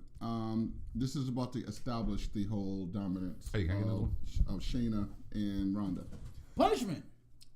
And that's it. Punishment. Pink Hearts is about to be punished. Okay. Shotzi Blackheart, you done fucked up a few times in some big matches. You done embarrassed yourself and almost hurt others in some big matches. and you were about to be Ronda's bitch. Okay, let me ask y'all a question. And then Shayna's bitch. And then Ronda's bitch. And then Shayna's bitch. And they might throw you to somebody else. Maybe Sonya Deville. Before I leave, I'm going to throw out a quick question because, Eddie, you can continue. Take a guess when the last time Shotzi Blackheart won a singles match. I'll be right back. NXT. Yeah, NXT. I guess when the last time correction. Last time Shotzi won a singles match on regular TV. On SmackDown, the brand she's on. Her debut? I'll be right. Did she win her debut? No, she didn't. Technically she lost her debut. Let's take a wild guess. I'll be back. Wait, Shotzi won a match on TV? I can't remember. On the main roster? When she returned. No, because I would have run in. On the main roster? I can't remember. She has not won a match on the main roster. Yeah, you got to Google that one. On the main roster. Shotzi Blackheart won anything on the main roster. Because literally, it was like, okay, who are we feeding to Ronda? And they were like, oh, well, we haven't finished punishing Shotzi yet. Oh, well, we're going to feed her to Ronda. Mm-hmm. Like, this is another situation of why? Why should we care? There's nothing you could do leading up to this match that would make me think that, and any God's given green earth Shotzi's going to win. Mm-hmm. So it's like, why? She already got choked the fuck out by the sidekick. You imagine what the main event's going to do? Fucking useless. They're literally just biding their time until Mania season because they can't. It's going to be Ronda Becky at Mania. No, it's not going to be Charlotte again. Okay. July 29, she beat the racist known as Aaliyah. Of this year? Yeah, July 29th, 2020. Of this year? I thought maybe pre-pandemic? Yeah, this year. July 29th, Friday Night SmackDown, she defeated Aaliyah. And you want to talk about dead fucking payroll? Why is Aaliyah still employed? How has this woman have gone under the radar? Who is she fucking backstage? Question. Who is Aaliyah fucking backstage?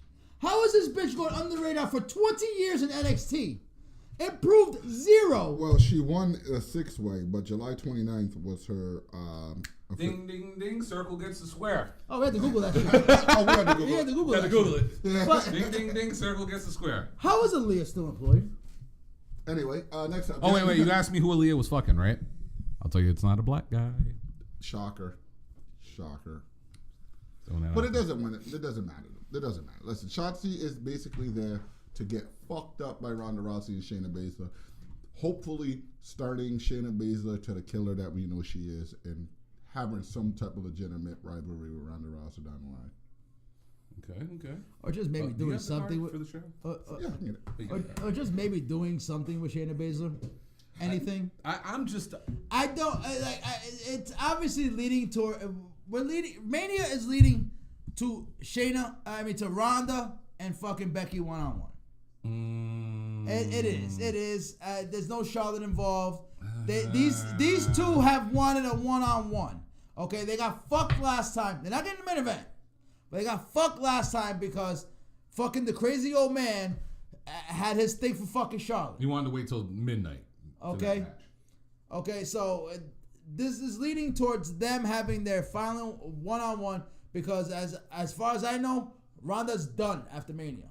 Her contract's up. I hope so. There's no reports of re-signing. There's no reports of any offers yet. That could all change and everything. But I don't think Hunter is going to keep throwing money at her. Let's be real. Ronda's not a fucking draw. Nobody gives 2 squirts of piss about Ronda Rousey. I agree. Nobody gives 2 squirts of piss about a Ronda Rousey match. Oh shit! Thank you for reminding me. The buzz is dead for Ronda. You can tell me all you want. Oh, that's right. She can have her. We got to discuss that too. Yeah. She can have her Piper's jacket on all she wants. You can tell me she's the baddest woman on the planet all she wants. Nobody gives a fuck. Yeah, she got a follow. Mind you, Dina likes female wrestlers, and she can't stand Ronda Rousey. If anything, she's like, I'm going to tell you, it's all the people that follow her from the UFC career. And how many people? How many of those fans were still left over? And those people are dropping off like flies. They're starting to. They're done. I know one girl I actually work with who has and I'm not joking, she actually does have a Ronda Rousey tattoo. I'm not gonna lie, I actually do like Ronda Rousey. I just hate like. At first, I was like, "Oh, I'm all for her coming to WWE." We praised her first match and all this other shit, but she's done nothing for me. It's run its course. Yeah, she has not improved an iota. Even Dina said it. I can't stand her. Her promos are NyQuil. Her promos are horrible. No, they're not NyQuil. Yeah, they are. Because NyQuil doesn't knock you out that fast. All right, she is the bombest weed with 10 Hennessy shots and 6 Luther burgers. Okay, first off, her promos. Luther burgers are fucking delicious. First of all, right, no, I'm gonna make a Luther one day. Oh, trust me. No, you don't go to sleep comfortably. No, that you go to sleep comfortably. After a Luther burger? Well, after taking a shit. Thank you. Her promos are Mike Tyson in his prime, bare knuckle, hit you in the face. Dina pointed it out perfectly. She looks like a fucking raccoon. And you know me, I hate raccoons. And spiders. I don't do spiders. Yeah, well, I blame that all on the makeup lady because obviously, you know, that makeup lady has just been setting her up for failure with that fucking look. Yeah, they do to her. But her and Shayna now, they both got the fucking. Nobody cares about. If anything, at this point, I care. The only reason why I care about Ronda is because it's bringing back the old Shayna Baszler, and she got a good theme song. That's it. That's the only reason. Like, I just want this to culminate and be getting killer Shayna NXT Baszler. Hey, Dana! Because even I said it back in the day. Mr. Impact wants a cozy. Out of the 4 horsewomen, Shayna stole that spotlight. Okay, Shayna out of the 4 out of the 4 MMA horsewomen outshined all of them by leaps, bounds, miles, continents, universe. Light years. So y'all believe me now when I said Jessamine Duke wasn't the worst one? Did you see that promo? I said Jessamine Duke. Oh, I'm sorry. Okay. Exactly. Exactly. My apologies. Okay. I thought we were talking Marina Shafir. No, wait. Jessamine Duke is the worst one. No, she was way The other 3 are on TV still. She was way. The other 3 are on TV still. Well, she's still training and fighting. But the other 3 are on TV still. Okay, are we really Montez, giving credit to one of them, Eddie? Your wife is on TV right now with a see-through outfit. Listen, we're just waiting for Roddy to get fired. I do her. Montez, your wife is on TV right with now a see-through outfit. Okay.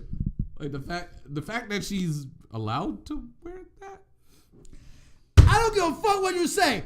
Mia's tits were not that big. Yes, they were. God damn, those bitties are out.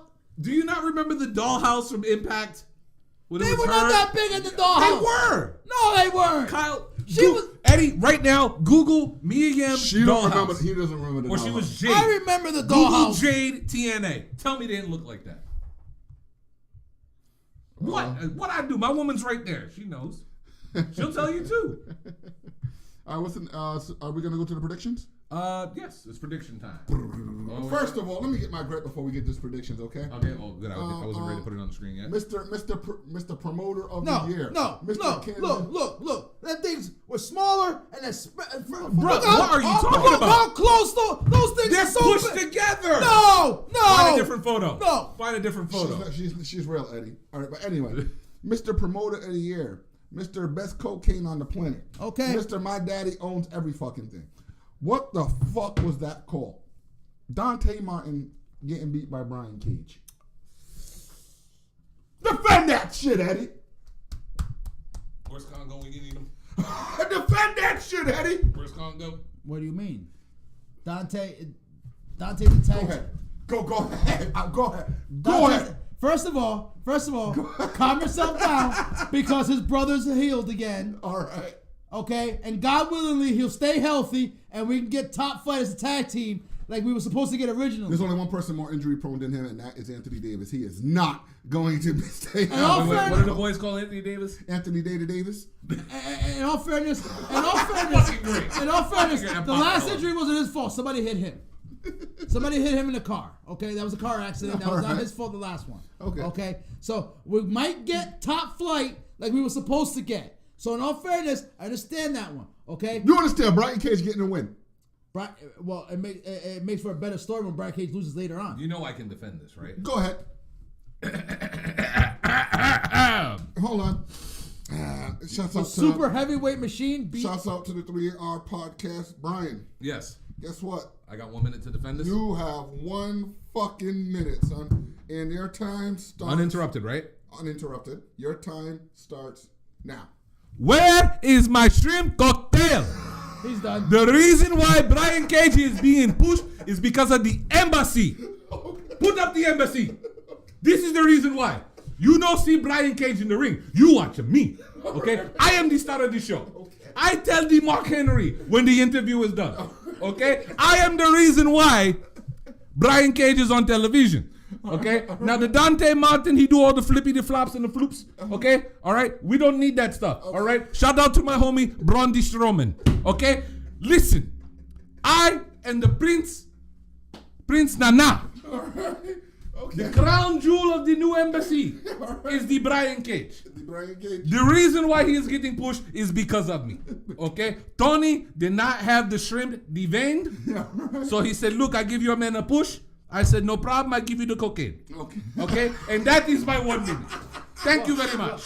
There you go. That's how you defend Brian Cage winning. It's because you get to see Prince Nana on television. Well, to add to that, I don't think TK wanted Melissa Santos in his DMs again. Thank you. Look, you're either getting Nana or Melissa Santos, all right? And there's enough he was TNA going to on catch it television. from both sides, and I think Nana's a lighter case than Melissa Santos because she would have been all over him. How did my husband lose to some guy and then half his weight? Hey, my husband eats meals bigger than this kid. Should have been on there, cry like a little bitch. You know what I'm saying? So no, Brian Cage is getting a push. Should have been on Twitter. Should have been on Twitter so mad that Elon would have banned her. Yeah. Now I have to pee because that Prince Nana shit was. How was that for 1 minute? Oh my god. That shit was fine. I gotta pee now. All right, so since Eddie's not here, Brian, they're getting the first match. Hold on, wait. I didn't even put the thing on the screen. Put it on the goddamn. Oh wait, we gotta wait for Eddie. He's gonna take a piss. Put it on the screen. Look, I have more time to talk as Nana. Okay? This is for all of you people. First off, R.I.P. to Jimmy Rafe. All right. All right. The original crown jewel of the embassy. Actually, before Brian does get there, speaking of rest in pieces, though, seriously. Yeah, we do. Not wrestling related. He's sort of a wrestler because he's was part of his discipline. But this week we did lose one of the greatest fucking mixed martial arts and artists, and one of the hardest hitting motherfuckers on the planet. He had some type of illness which he lost his battle with. It wasn't any foul play. He had a long-term illness that he did recover from. Rest in peace to Anthony Rumble Johnson. I will never forget the day he got his eye damn near poked out in a fight. And he's a bad motherfucker. Like Kyle said, one of the hardest hitting fighters ever. I didn't get John Jones versus Rumble. Huh? I didn't get John Jones versus Rumble. Man, I'll be honest with you. He was the one guy that I truly believe probably could have knocked out John Jones. If he caught him, he'd die. If he would have caught John Jones, he would have been done. But yeah, R.I.P. to Anthony Rumble Johnson, man. Fucking great fighter. Not a bad word to say about the guy. Nah, phenomenal And if fighter. Jake Paul would have tried to challenge him, Yeah, he would have died. that shit would have been over. Like, see that height trait you want? Nah, son. Go fight Andrew Tate. Which is actually happening now. So go figure. All right, so now that Eddie's back, now I can do it. Put it on screen. All right.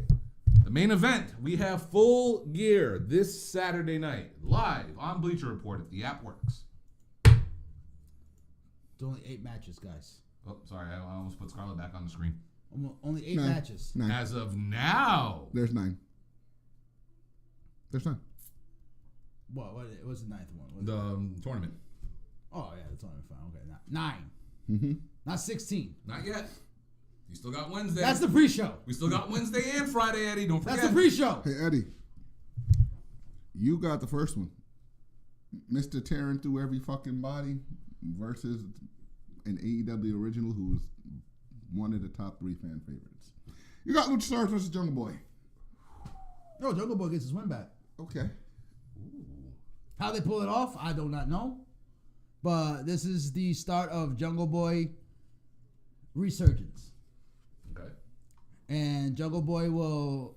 This is obviously going to. It should just be turned into a no DQ match because it's going to just turn into a goddamn fucking tables, chairs, everything coming out match. That's the only way Jungle Boy's going to win. I was gonna say, is there a stipulation? They have not added nothing yet. But I'm pretty sure this is gonna turn into a DQ match. No DQ match. Or street fight or something. Or street fight, something. Something, no rules. Because Pick me. that's how you defend, that's how you protect Luchasaurus losing, and you get Jungle Boy a victory. You're picked. It's a rumble in the jungle. Go sit in the corner and apologize. Right over there. Right over there. Go ahead. Think about what you just said. My bad.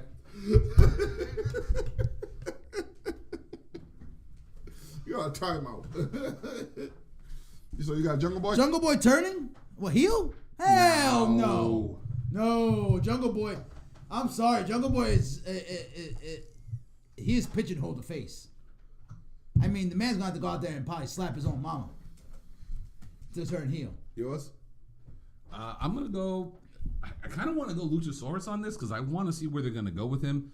And personally, I feel like Jungle Boy would probably get more over if they screwed him over again. Okay. So I kind of want to go Luchasaurus, but I kind of agree with Eddie too. Like, do I get to do the right? Yeah, you can. I get to do the right? You can tie break. I get to tie break? You can tie break. Yeah, you tie break. That's my turn to tie break. Gotta say it. I'm gonna say it. I think that Tony Khan's trying to create a killer with Luchasaurus. And first order of business is put down Jungle Boy. But Jungle Boy's a pillar. He is. And what's more person to get over than a pillar? And that's the only other thing I can think of. It's like, with all due respect, Jungle Boy. That's why I said this has got to turn into something no DQ. Something's got to. Well, it's a cage match. They're having a cage match. Is it a cage match? Yeah, it's a cage match. Is it? Yeah, it's a cage match. I forgot about that. He challenged him to a cage match. Yeah, Jungle Boy's winning. Oh yeah, then Jungle Boy's winning. Luchasaurus gonna die. Can I get this? Guy's the only way he's gonna win. He's gonna die. Or you're gonna kill Jungle Boy and try to win. Can I get this? Can I get this? Can I get this next one? You guys mind if I get this next one? Go for it. What's the camo? This is first off. Fuck the haters. Fuck JD from NY. Fuck all of you fucking IWC fucking trolls. I want to piggyback off of them. Don't forget his girlfriend Jessie. I mean his co-host. Yeah, his co-host Jessie. Fuck everybody who is disrespecting this fucking match. You put some goddamn respect on Sting's name. Do not disrespect this motherfucker again. Getting tired of this shit. Top 2 dead or alive. Period. Anyway, Jeff Jarrett and Jay Lethal versus Sting and Darby Allin. Who am I going with, Brian? Wait, you're asking me? Take a wild guess who I'm going with. Just take a weird guess who I'm pulling. Slapnuts? Eddie, take a wild guess. It was a wild guess. Take a wild goddamn. You didn't ask me to make a smart guess. You said take a wild one, so I picked the Slapnuts. Sting and Darby Allin, and Sting is going to put on a motherfucking show. Sting and Jarrett gonna go in there and be like, "We old? Okay, we're gonna show you old. All you little kids.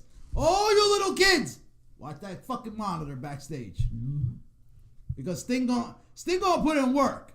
Just because of the fact that everybody's shitting on this. Jeff Jarrett is going to steal the fucking show. He is going to be the best heel of the night.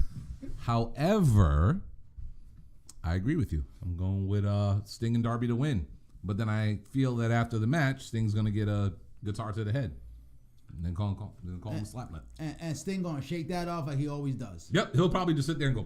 Hey, Brian. Yes. You got the easiest fucking call in history. I want Sting to shake.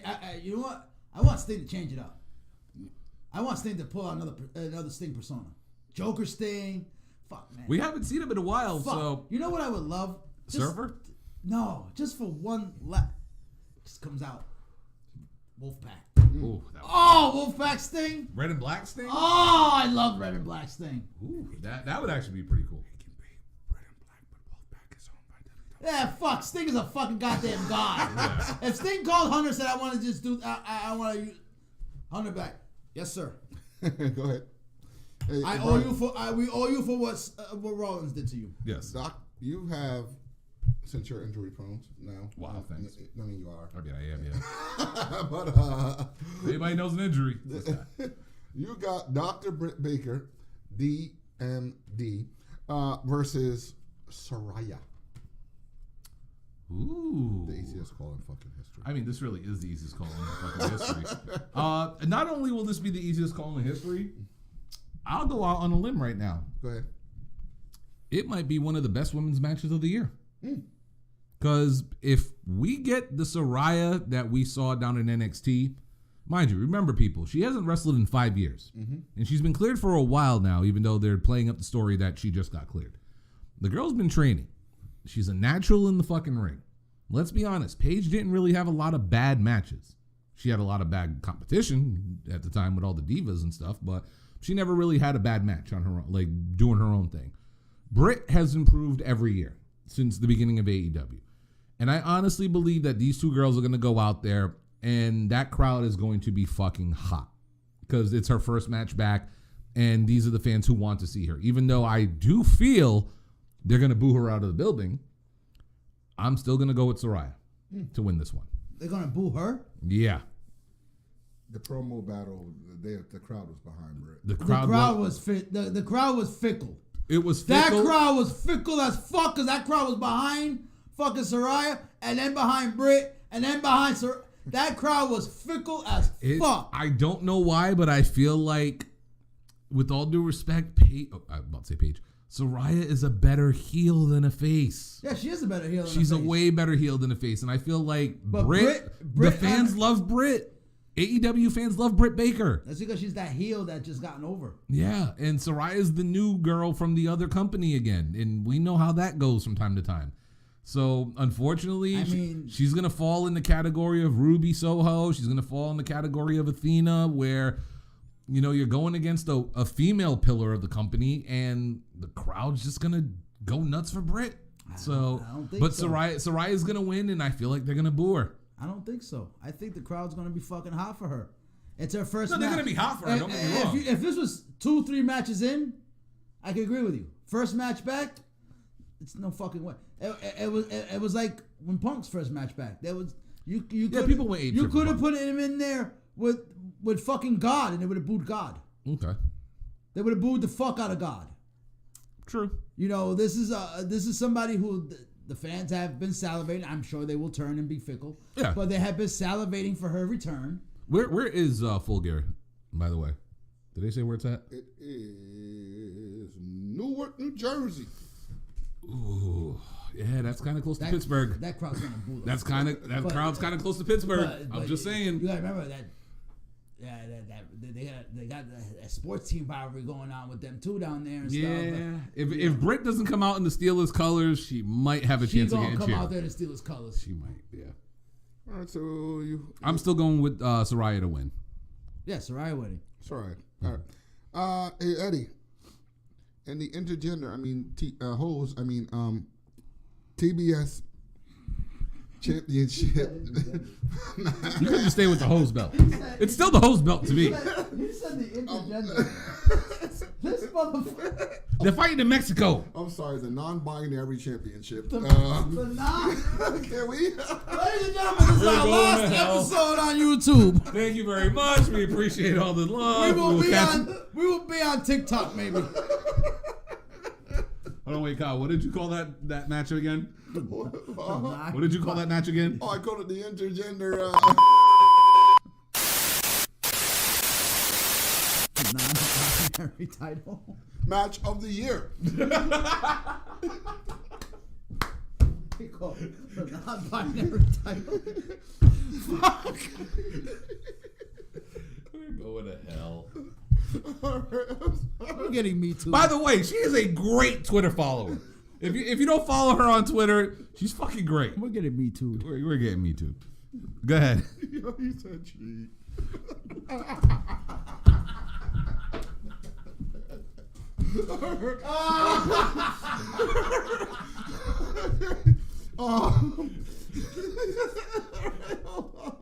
By the way, we actually like Nyla Rose. Yeah, she's cool. Yeah, she's actually really cool. Rinaldi says we're gonna get banned. It's a joke, motherfuckers. It's a joke. Anyway, you got Jade Cargill versus Nyla Rose, bro. Jade. Come on. At this fucking point, just retire the fucking belt and give it to her and let's all go home. The fuck? literally got nobody like if we're still waiting for Chris Statlander to heal up to give her that belt, man, what the fuck are we doing? What are we doing? What are we doing here? Just throw that shit in the trash like the fucking goddamn 24/7 title at this point. TBS don't even give a fuck about that title. I know, Ronaldo. Yeah, I know. Who you got, Bryan? Fuck it. I'm going with Jade. Go with Jade. Quick and easy. Quick and easy. I want to go with Nyla, but it ain't gonna happen. I'm sorry, dude. Somebody is in the wings that's gonna take that title off her. See, here's my take on this, right? This is literally the piss break. The Unfortunately. women's tag team title, you know what I'm saying? The TBS or host, whatever I like to call it, the host title. I call it the host title. All right, The host title. you know what? Women's mid-card titles never get over. Never. They don't ever get over. I mean, Jade Cargill's reign Jackson, really? Jade Cargill's reign isn't really as I should say prominent. Her title reign isn't as prominent as Jade Cargill, the wrestler. Yeah. She's the title isn't making the wrestler isn't making the title because it's a women's mid card title. Yeah. So a way to rectify that is by putting it on the man. I'm going to Nyla Rose. Next. Can somebody get Glenn Gilberti out of here, please? All right. Hold on, Jackson, really quick. I'm not against this actually being a good match. I have faith in Nyla Rose. So you know what I mean. So Jade, we're still working on. Have you do yourself a favor? And I like Jade. Do yourself a favor. Later on, YouTube search car crashes in slow motion. You'll get everything you need from that. All right. Chris Jericho. Wait. Hold on. Before we move on, what's the over/under on the botch count in that match?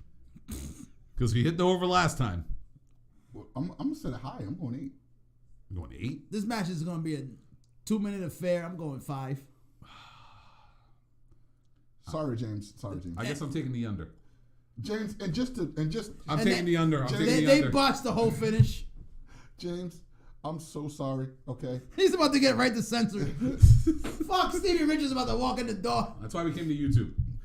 All right. Zuckerberg would have been like, all right. So the average right now is about 5 because Jackson's giving 5. If there's more than 5, Jackson, and we're gonna count, I'm taking the under. You have to take a picture holding up an I Heart Clemson sign.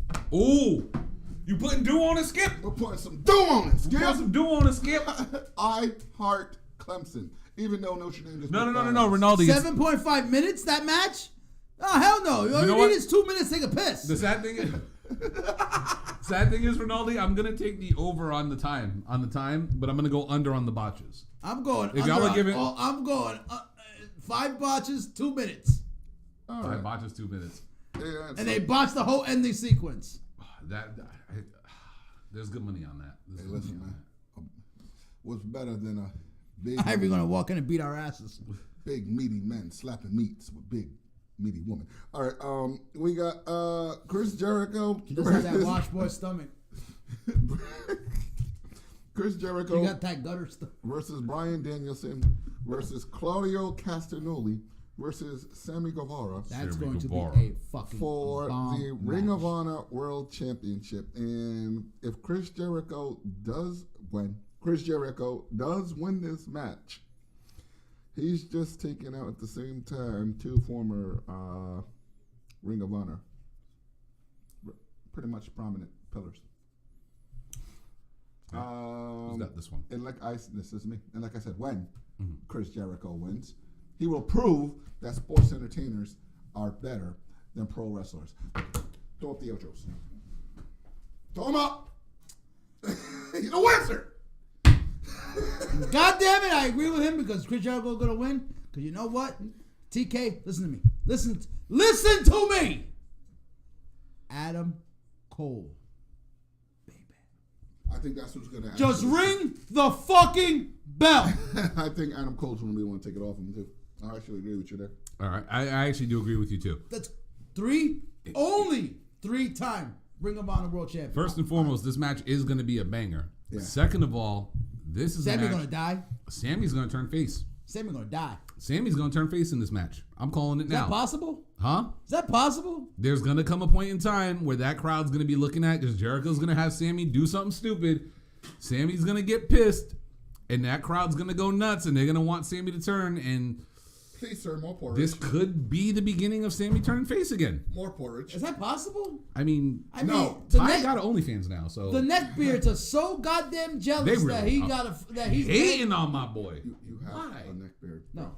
Neckbeards are the people who have the extra fucking chin that looks I like a gotta beard. shave. I gotta shave. That's a neckbeard. Okay. Okay? All right. Those fat slobs who sit in their mama's basement faster than a fucking Nyla Rose and Jade Cargill match. So, are we talking Gabe? Anyway, At this point, with Gabe, you put anything Asian on the screen. It's pretty much. anime, hentai, Stardom. Joshi wrestling. Just so you guys know. Oh if God! You just put 24 hours of Stardom on Gabe's TV. We will never see him again. He'll come out look like Glenn Quagmire. Just so you guys know, unlike the sensitive fucking dick piece of shits that actually I've encountered online, Gabe is actually a chill ass dude. He's he's cool my as fuck. dog. He's my dog. He actually helps us out whenever he can. He's the homie. Appreciate you, brother. So to the new people, I have nothing against Gabe. It's just a friendly rivalry. Anything Asian or Latino. There's a reason why Gabe's been working on his arms. Thunder Rosa. He gets home, he's like, yeah, you see this bicep? Built different. Stardom. Oh, yeah. Hey, Bryan. Is that Kyrie saying? Yes, Hey, sir. Bryan. Yes, sir. Tony Storm and Jamie Hayter at my piss break match. This is my match. Notice he went from cracking on him to doing it. But I'll be honest with you. You mean the cake match? I mean, it's a cake match, but what else is it going to provide any action, or as Eddie likes to say about what shall I call her? Thick eponymous Rex. Yeah. After you get over the ass, what's there left? And this is why I'm gonna say this. I'm actually going Jamie Hayter on this one. The buzz is way too hot on her right now. The fans want Jamie to win. And again, this is another situation where I feel the fans are going to turn on Tony Storm. It's going to be a double turn. It's going to be a double turn. Because I'll tell you right now, they've been getting a little lukewarm to Tony. Yeah, and that's what I'm saying. Tony's attitude has been reflecting that lukewarmness a little bit. Yeah. Like the whole, I see a double turn going on in this match. And I honestly feel like right now, with all due respect, we already saw Tony Storm versus Thunder Rosa. I don't want Sammy on my TV. Why are you hating on Sammy? Fucking sick of him. But go ahead. But no, I feel like people, like Eddie said, the crowd is getting kind of cold to Tony. I already said we seen Tony Storm versus Thunder Rosa. And with all due respect, that match coming back when Thunder's whenever she's healthy or whatever, don't want to see it. I don't want to see it again. So personally, I'd rather say put the belt on Jamie. You are a Manchester United fan? You know what the only good thing about Manchester? Damn, talk about jumping on the bandwagon. You know what the only good thing about Manchester United is? The beard? I can't either. Yeah, you are a Manchester United. Oh, by the way, we're getting a soccer team. Well, we got one. Yeah, Right? we got one. What, do you know the name of it yet? No Revolution. It's No. Rhode Island got a soccer team. Rhode Island football team, football club. Oh, that's what we're called? Rhode Island FC. Yeah, we actually just got RIFC? Really? Yeah. Oh, no shit. I could get an RIFC shirt. That's right, baby. Oh. Yeah, That's right. We got a soccer team now, too. and Totally, all baby. 10 people are going to be at that soccer stadium. There you go. Arsenal, baby. Let's go. Oh, okay. I don't know anything about that soccer stuff, but I'm going to be cheering for the Rhode Island Football Club. God damn it. We got a pro team now. All right. I'm one of those people. Right. So what's my Brian. match? I'm one of those people that shows up and says, "Oh, World Cup." Your okay. match is actually several matches. Oh wait, we still haven't finished the Tony and Jamie Hayter thing. Oh, yeah. I said Jamie. I'm going with Jamie Hayter on this one. Eddie, who you got? Tony retains to a double turn and possibly Tony's best match on AEW, period. Mm-hmm. Because I wholeheartedly expect these two women to throw on a banger because depending on where they fall on the card, they might have to follow Britt and Saraya. Yeah. And no, the piss break is the non-binary title. Pose belt. No, we call that non-binary until that thing is back around her 18 abs. Okay, but Oh, I thought he was going to say it's back behind. Did I his start tucked a away. thing?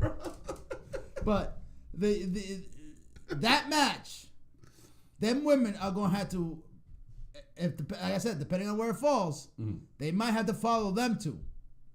Okay. Don't follow Sting. We all know nobody can do that. No, that's why Sting either main events or opens the show. Okay. He don't stay. He either closes or he goes home early. All right. Legends, and we know they're old. They can't stay up that late. So we gotta get that out the way early. I just want to point out, because nobody has said it, these two are putting on a fucking clinic. Of course they are. But go ahead. Why wouldn't they? Luckily, if this was Vince, his match would have been over already. But I got Tony retaining only for the simple fact that this is leading to a double turn. This is, and can I say, Jamie Hayter's theme song is woefully underrated. Yes. Woefully underrated. Her theme song is a banger. Yes. Her theme song, when she comes out, gets the crowd. Yeah, it does. Go. Like, they got, the crowd is like, oh, okay, this is something I can cheer to. Another song, really quick. I know this is really off topic and not AEW related. You know what theme song I actually do like now? And the more I listen to it, the more I actually do enjoy it. Joe Gacy's theme song with Schism. The theme song is that, if you listen to the song, it's actually a good song. I threw up in my mouth when I saw Joe Gacy in wrestling trunks. Okay, first off, never wear wrestling trunks again. All right. Back to the outfit. Back to the suit and tie. You got... All right. I got Tony winning by nefarious means. All right, Kylie, the tiebreaker. She's going to turn heel. There's going to be a double turn here. She's going to snap. I am on record thousands of times of saying, Tony, stop the interim bullshit. Agreed. All right, let's just stop the interim bullshit. And not for nothing. Hell, Tony Storm said it herself. She's like, I'm not an interim champion. Not for nothing. Interim means paper. Let's just be serious. Mm-hmm. And this is your top title in your division. Yes, her song would work great. An E-pill and some glow sticks. I would have been, back in the day, I'd have been fucking going tripping balls on that theme song. But it means paper. God, I miss the 90s. And not for nothing, Tony Storm's a paper champion. Okay? So you keep paper champions on paper champions. Tony Storm's going to win this match. It is what it is. Get that interim bullshit off of that fucking title. You are... Listen...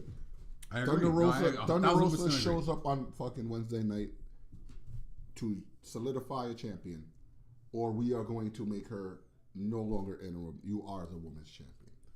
Give me a definitive champion, an undisputed champion. That is the reason that championships exist. Tired of the interim bullshit. Oh, Rollins landed right on his head. That is why I call this a piss break. It's because it's for a paper championship. Understandable, but the match is still... I think the match is still... I think this is going to be Tony's best match in AEW. Excuse me. This is going to be an eye-opener. And Jamie Hayter, I mean, just her standing on the ring apron is a sight to behold. To me, it's just like Jamie's due for a fucking major win, man. Like she's so over. I had her pegged to be the one to dethrone Jade Cargill, yeah. Like, seriously, like, the story was leading there where it was like, Britt's jealous that she's going, you know, so Britt's going to be like, oh, well, get you the TBS title and help her win the TBS title, and she'd be the one to dethrone Jade and everything. But Jade is obviously either Tony's Coke supplier or something. I understand that, Gabe, and I have to go till January earliest hearing interim. Summer of Punk was a fucking summer of interim. I hate substitute teachers. I hate substitute champions. I hate sugar substitute. All right? Fuck the bullshit. Give me a champion or fucking don't give me a champion. So I hate this Splenda? bullshit. Go ahead. Substitute meat. Spam is actually good. Spam is delicious. All right. Especially fried up with the bacon. There's no question that's actually meat. But however, fuck you vegans. Chickenless chicken don't taste like chicken. It tastes like chickenless chicken. All right? Period. Okay, so Death by elbow. All right, Bryan, you got the next match, and it's actually going to be several matches. Okay. Because it is the winner of the Ethan Page Bandito match versus the winner of Lance Archer versus Ricky Starks, and then the winner versus Brian Cage. All right, well, first and foremost, I'm going to go to the matchup that's already set up. As much as I want to see Bandito move on, because that dude's fucking incredible. Like, the shit he's been pulling off lately is amazing. I still want to know how the fuck he breathes. Ethan Page is getting the dub on that one. Okay. All right. Now, you already know where I'm going to go with the next one. When it comes to Lance Archer and Ricky Starks, I can't hit the post too long, but you know where I'm going. So it's going to be Ricky versus who? Brian Cage. Fuck! Damn it. And now you must tell me where your shrimp cocktail is. Okay, well, see, this is what happened, right? What happened is that the shrimp didn't get there in time. Yep. So Nana couldn't even make it to ringside because he had to make sure catering was straight. You know what I'm saying? In Ring of Honor, the catering was, semi-done. You know what I'm saying? Like they brought the cocktail shrimp, but he wants the shrimp cocktail. All right, so Nana has to stay in the back to make sure that the shrimp's there. So that way, my boy gets the win. All right, so it sets up. Don't finish this, Hunter. They're gonna finish Come on. Oh, I had to finish this. Of course, everybody's already at ringside. So basically, my prediction it's gonna be Ethan Page versus my boy No Socks, and for that one, I like both guys a lot, but I feel like based on how the main event's gonna go, you have to give it to Ethan Page. I got Page 100%. Yeah, so I got to go with Ethan Page winning this whole tournament right now. And I'm A-okay with that because we've said this for a couple of years now. Ethan Page is highly underrated. The guy's fucking a great talker on the mic. Great fucking match, though. That was a great match. And that crowd actually popped for it, so I'll give him props for that. Ethan Page is very underrated on the microphone. He's a damn good worker. He has a great physique. The guy went from being the chubby, fat guy in the X Whoop division. his ass. Whoop his ass. Austin Theory. Whoop his ass. Austin Theory's beat the shit out of him. You want to talk about a reset, Eddie? They're resetting the shit out of Austin Theory right now. This is not a burial, son. Yeah, no, but we are taking that back. But then again, you're still a jackass for cashing in your money in the bank on the U.S. title. But no, Ethan Page. So we get Rollins versus Theory at the pay-per-view, and Theory loses. Honestly, dude, I'm still okay liking what they're doing with him right now. But go ahead. Yeah, I'm actually enjoying it. Don't forget, he was as a apostle. This is just solidifying Seth Rollins' face turn. Oh yeah. His face turn started like a couple weeks ago. Oh yeah, it started, but this is the solidification. Once he made an open challenge, it was solidified, bro. Mm-hmm. No, it wasn't solidified because he was still kind of cocky on the promos and stuff and doing. So this is the solidification. Yeah, of Rollins being face. Rollins is a face, not a tweener. Tell him, Gabe. It's a face. The great Austin Theory. So, but like I was saying, I got to go with Ethan Page on this one. Ethan. Nah. Theory's not getting the W. Theory's not Cody Rhodes. He's not jobbing for fucking Austin Theory. All right. So who do you got in this one, Eddie? You going with Ethan too?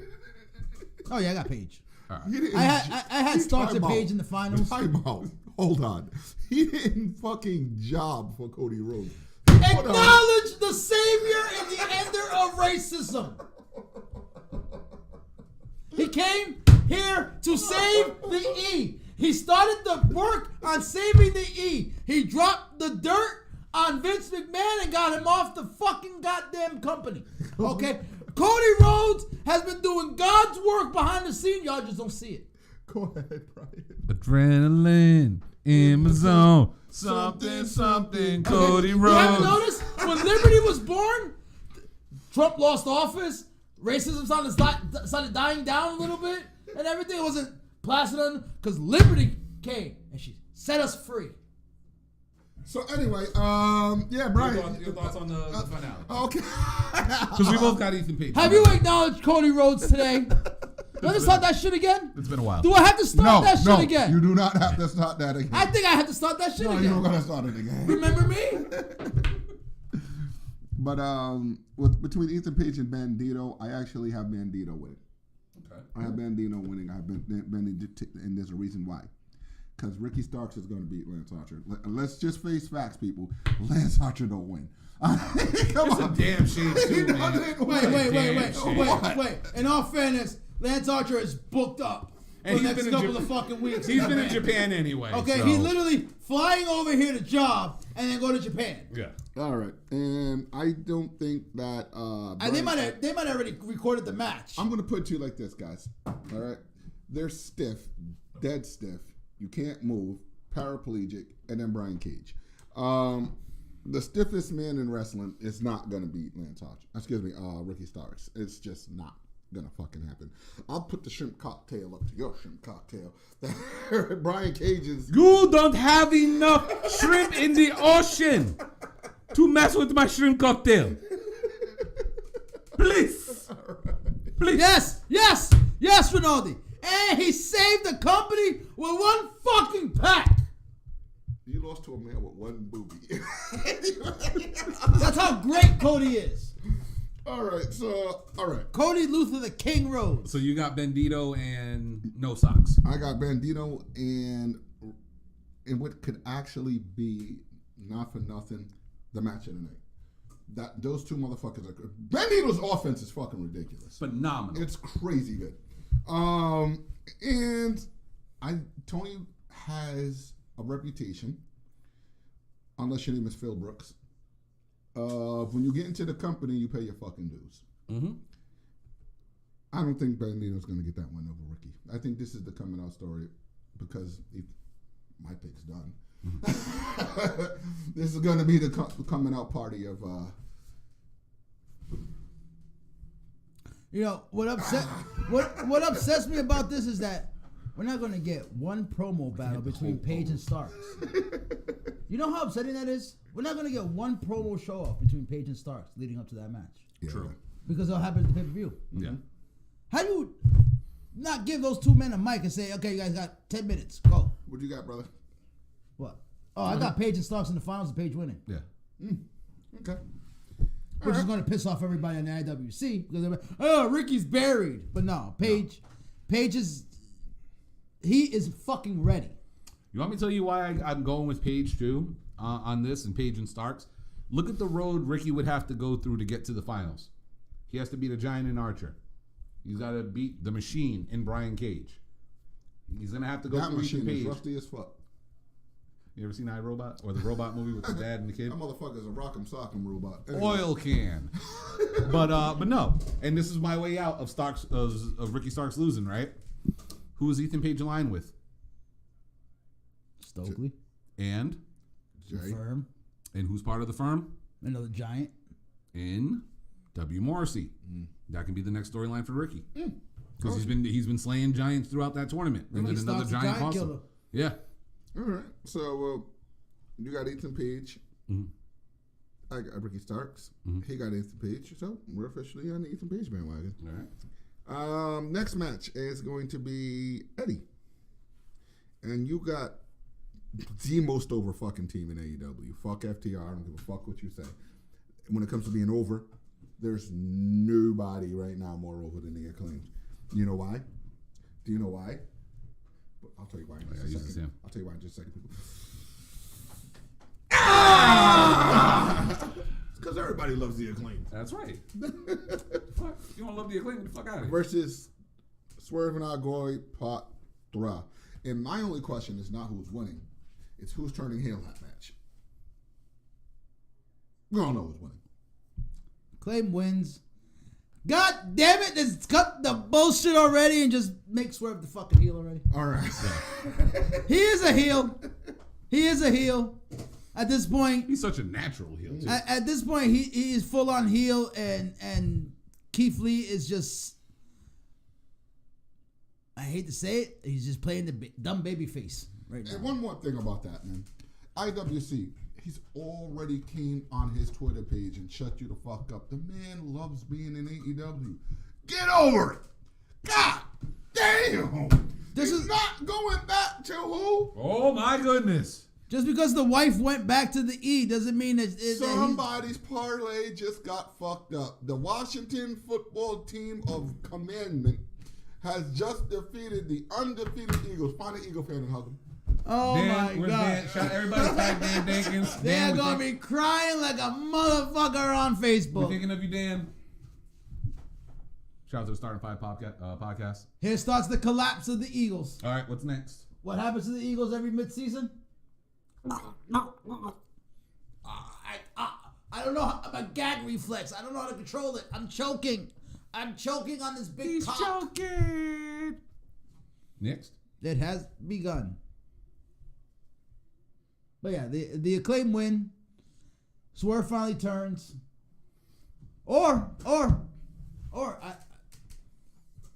Swerve costs. Nope. What? 26-21 Washington. They're walking off the field 4th and 9. It's over, bro. I mean. Ooh, they're going to have one play. It's over. I mean, they're going to have 10 seconds in a 5-point ball game. Wait, you took Jackson. Yo, your parlay's done, bro. Your parlay is, bro. Congratulations. You played yourself. Yeah, your money gone. All right, next match we got. The next match, hug a Eagles fan. They're not okay. It's the main event. For all the money. Sure. All the poker chips.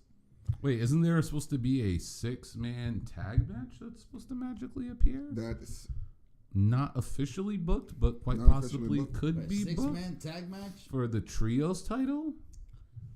That's if they show up. They got to show up first. Well, If they show up, Yeah. I'm taking the Elite. Motherfucker, no. This is what I'm taking the Elite. we're gonna put I'm taking the Elite. Fuck to do. We're putting a gentleman's dollar on that motherfucker. I got Death Triangle all day. Oh, we're putting a Canadian dollar. Yes, a Canadian dollar. A Canadian dollar. Yes. Good bet. Good bet. Yes. Go ahead, Eddie. Take the delay of game. Why are you punting? Put every safety you fucking have. First and foremost, okay, we're gonna skip over the fact that we have Top Flight and AR Fox versus the Death Triangle coming up this week. That's gonna. So he is officially back. What, Darius? Yeah. Okay, so he's officially back. Oh yeah, no, this is gonna be a banger. Oh yeah. That's gonna be a fucking banger of a trios match. Anybody want to see the Eagles pitch play? But anyway. Second of all, okay, my EVPs did nothing wrong. Your EVPs. My EVPs defended themselves against a crazy old man who was tired and had to work with fucking children. Fuck all that bullshit. All the politics and the beef aside, Death Triangle is Okay. the best trio in wrestling. Kenny did nothing wrong. That Okay, best trio in I wrestling. will go down and saying Kenny did nothing wrong. You know why? And pitch Pitching number ladders, one. pitching ladders. Pitch number two. Oh! And the Washington. I really hope you wouldn't have money on that game. Again. I really hope you really didn't have money on that game. The Commanders scored again. God. 32-21. Wow. The Commanders just shut the door like they God damn. Don Shula is popping the bottle. And the white man is getting ready. They're doing it ready. Gonna need extra police force on Philly streets tonight because they're gonna be mad. Yes. And as a matter of fact, 2 more losses. 2 more losses. And the banner shall be here. But The banner is coming, people. But let's face it. What banner, Bryan? Huh?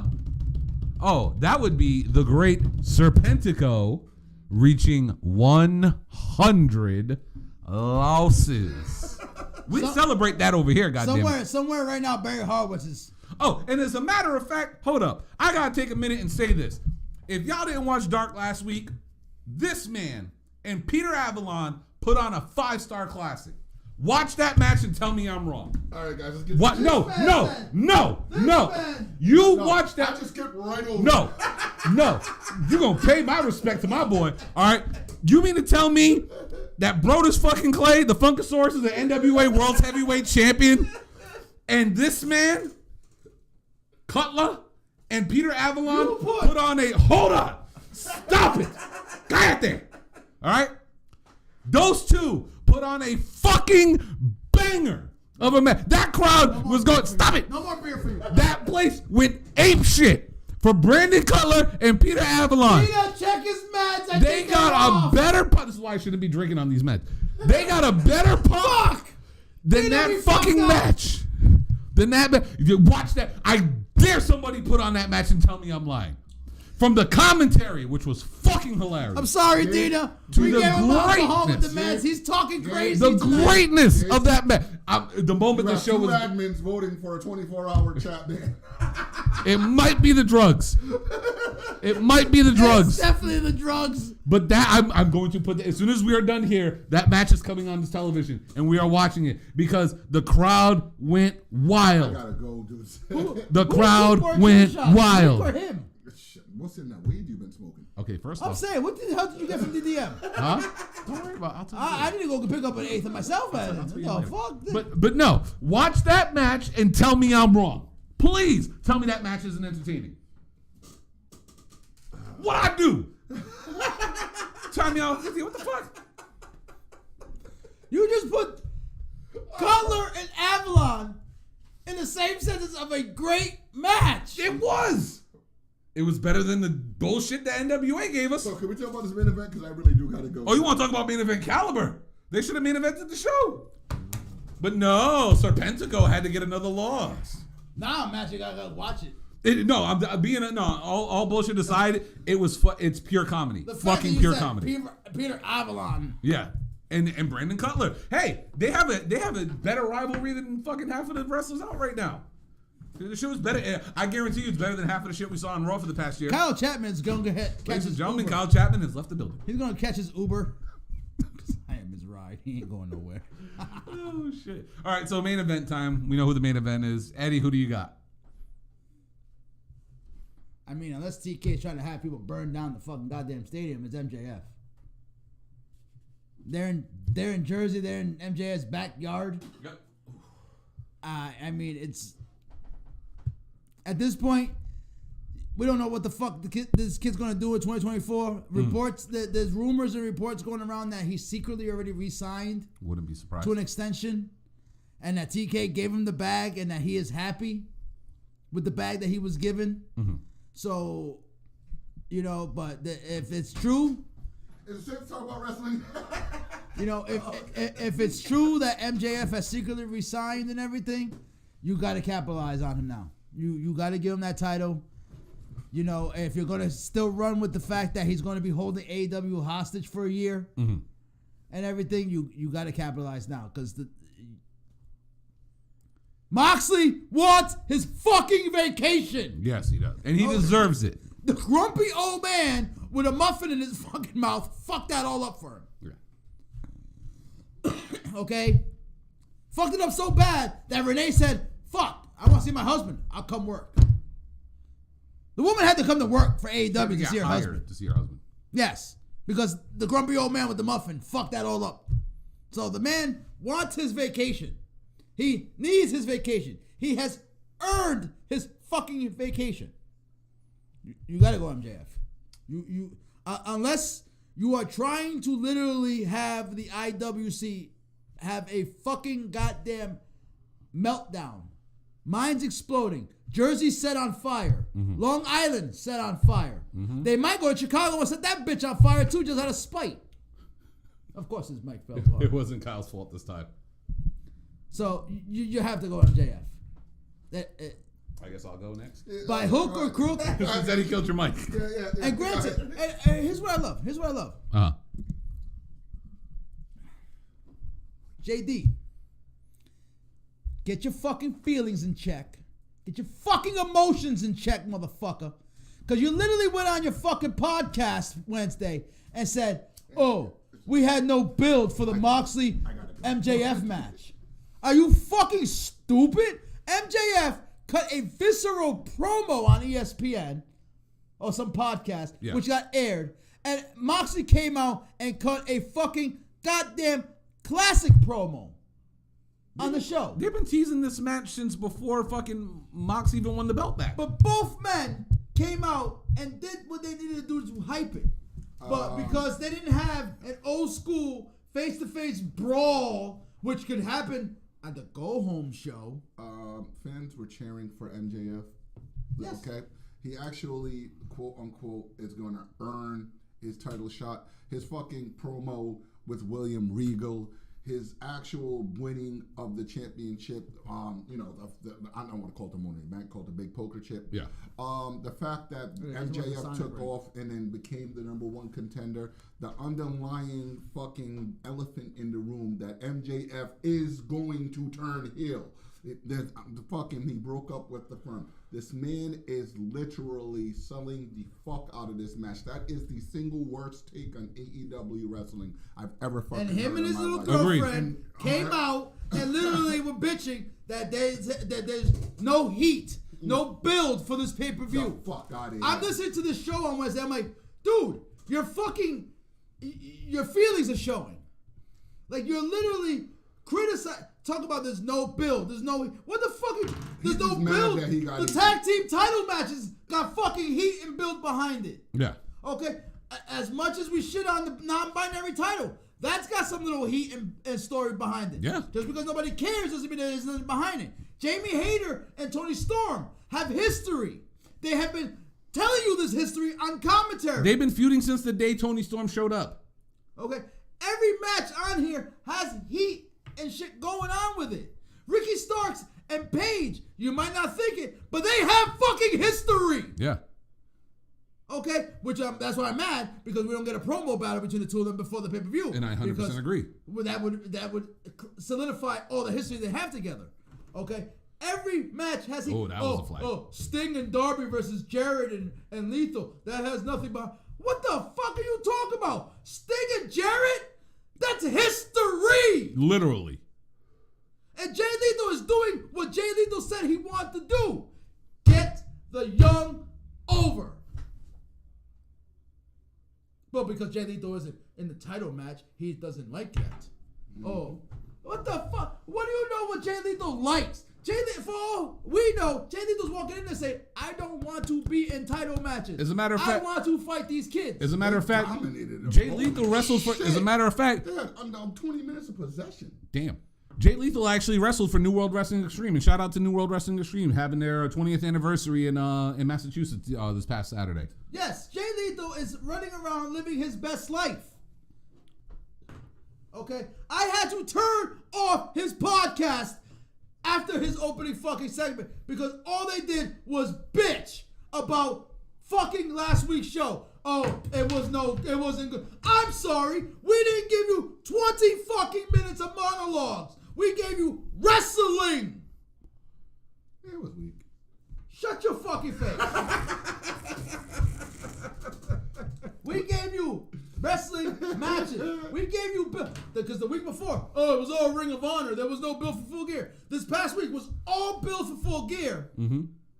And he was, there's no heat. His little boyfriend, his little fucking boy toy over there, Chi-Town Smart, who knows shit. He knows, like.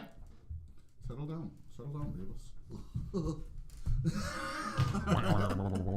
And I'm the one on the drugs. Okay, because JD, he might be a mark, but he sometimes knows what he's talking about. Yeah. Okay, he's showing his little cock rider. He's showing his true colors. He's showing his true colors right now. He's a little cock rider. He was on board with the hate Vince. Everybody was on board. Fire Vince. Everybody was on board with that one.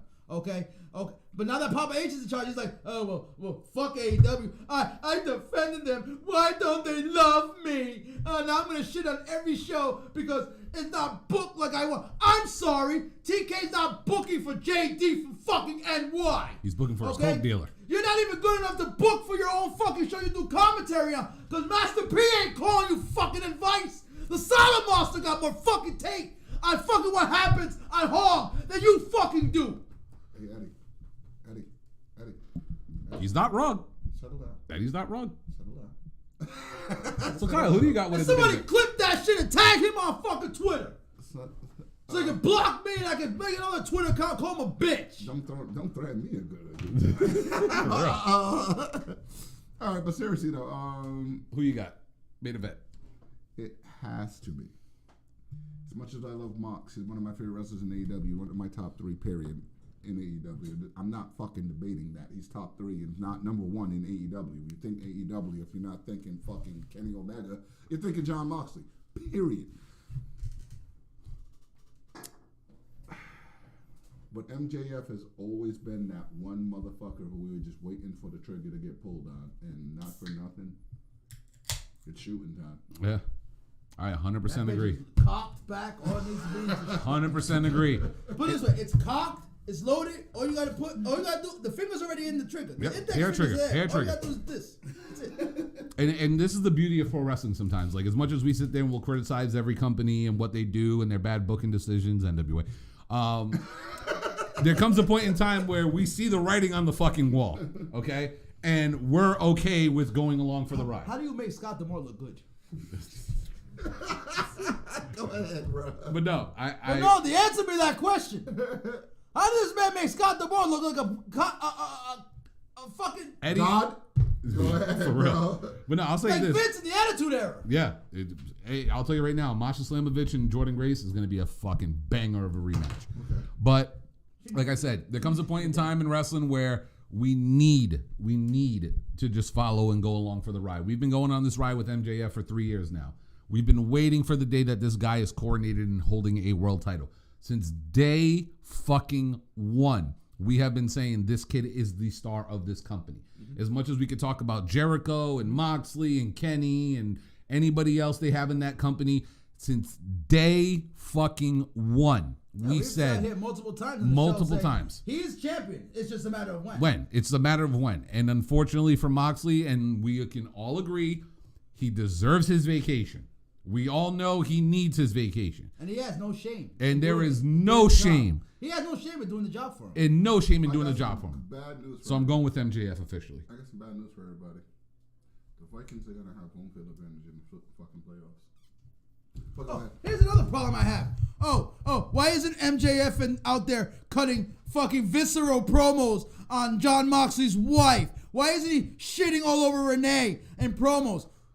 I'm sorry. Is that what you always want? You always want them to, you want the heel to go out there and shit on his James, wife and newborn child? Eddie's actually calm right now. But here's another thing too. Okay, you motherfucking clown down in fucking New York. Okay, I'm from New York too, bitch. Okay, Washington Heights, bitch. Okay, no, give me that shit. I'm from New York and we like things a certain way. No, fuck you. Fuck you, your automatic fucking Mustang. You done? You good now? Only bitches drive automatic Mustang. That is true too. That is true. You done? But here's the other thing, right? Addressing that promo that Eddie's talking about, right? That he's not cutting visceral promos. What have we been saying about 2024? That he can go anywhere, right? Yeah. That promo he cut this past week just goes to show he can cut a promo in WWE. He didn't swear once. He didn't go way too raunchy with it, and he still dropped bars in that fucking promo on that podcast. He is showing you that he can cut a promo without having to go the traditional heel route. Yeah. He got an SUV. Okay. He got the Toyota. We don't do Okay. Literally, MJF is cutting promos, Edge. He's literally cutting promos, not going the traditional heel route. Yeah. It's too easy to go out there and shit on Moxley's wife. He does it every fucking week. It's too easy for him to go out. He shitted all over Brandy Rhodes. Hell, he shit all over Brian Pillman's mother. Like, you know what I mean? Like he does that shit's like a warm up for him. Like what he did this week was a fucking masterclass. That's a layup. In promo. He literally sat there. And I'm sure somebody backstage was like, "Oh, you can touch on the fact that he's married to Renee." He's like, "Dude, that's too fucking easy." It's too easy. All right, guys. That's beneath me. Get up mad early though. So Brian, you wanted to touch on women's wrestling really fast? Oh no! It was the whole thing about Shotzi Blackheart. That's why I went and took a piss break. Okay. So, but aside from that, we are good. Oh, I do have something for next week. Which is? Fuck motorcycles and fuck the guys who drive motorcycles. Kyle, what is one stipulation in Impact / TNA that you used to love and they don't do it anymore? Ultimate X? No, a stipulation match. Well, aside from Feast or Fired. Next week, we are going to play Feast or Fired for Thanksgiving. Who's going to have a job from a specific company and who's getting their ass fired? I like it. You like it? I like it. For Thanksgiving? I like it. Fire everybody in NXT. All right, so we'll do that next week. Let's do it. All right, and I guess we will catch y'all next time. It's too cold for me to be fucking getting naked. All right, we'll catch y'all later. See you later. Yeah, this ain't last week when it was 70 degrees. For real.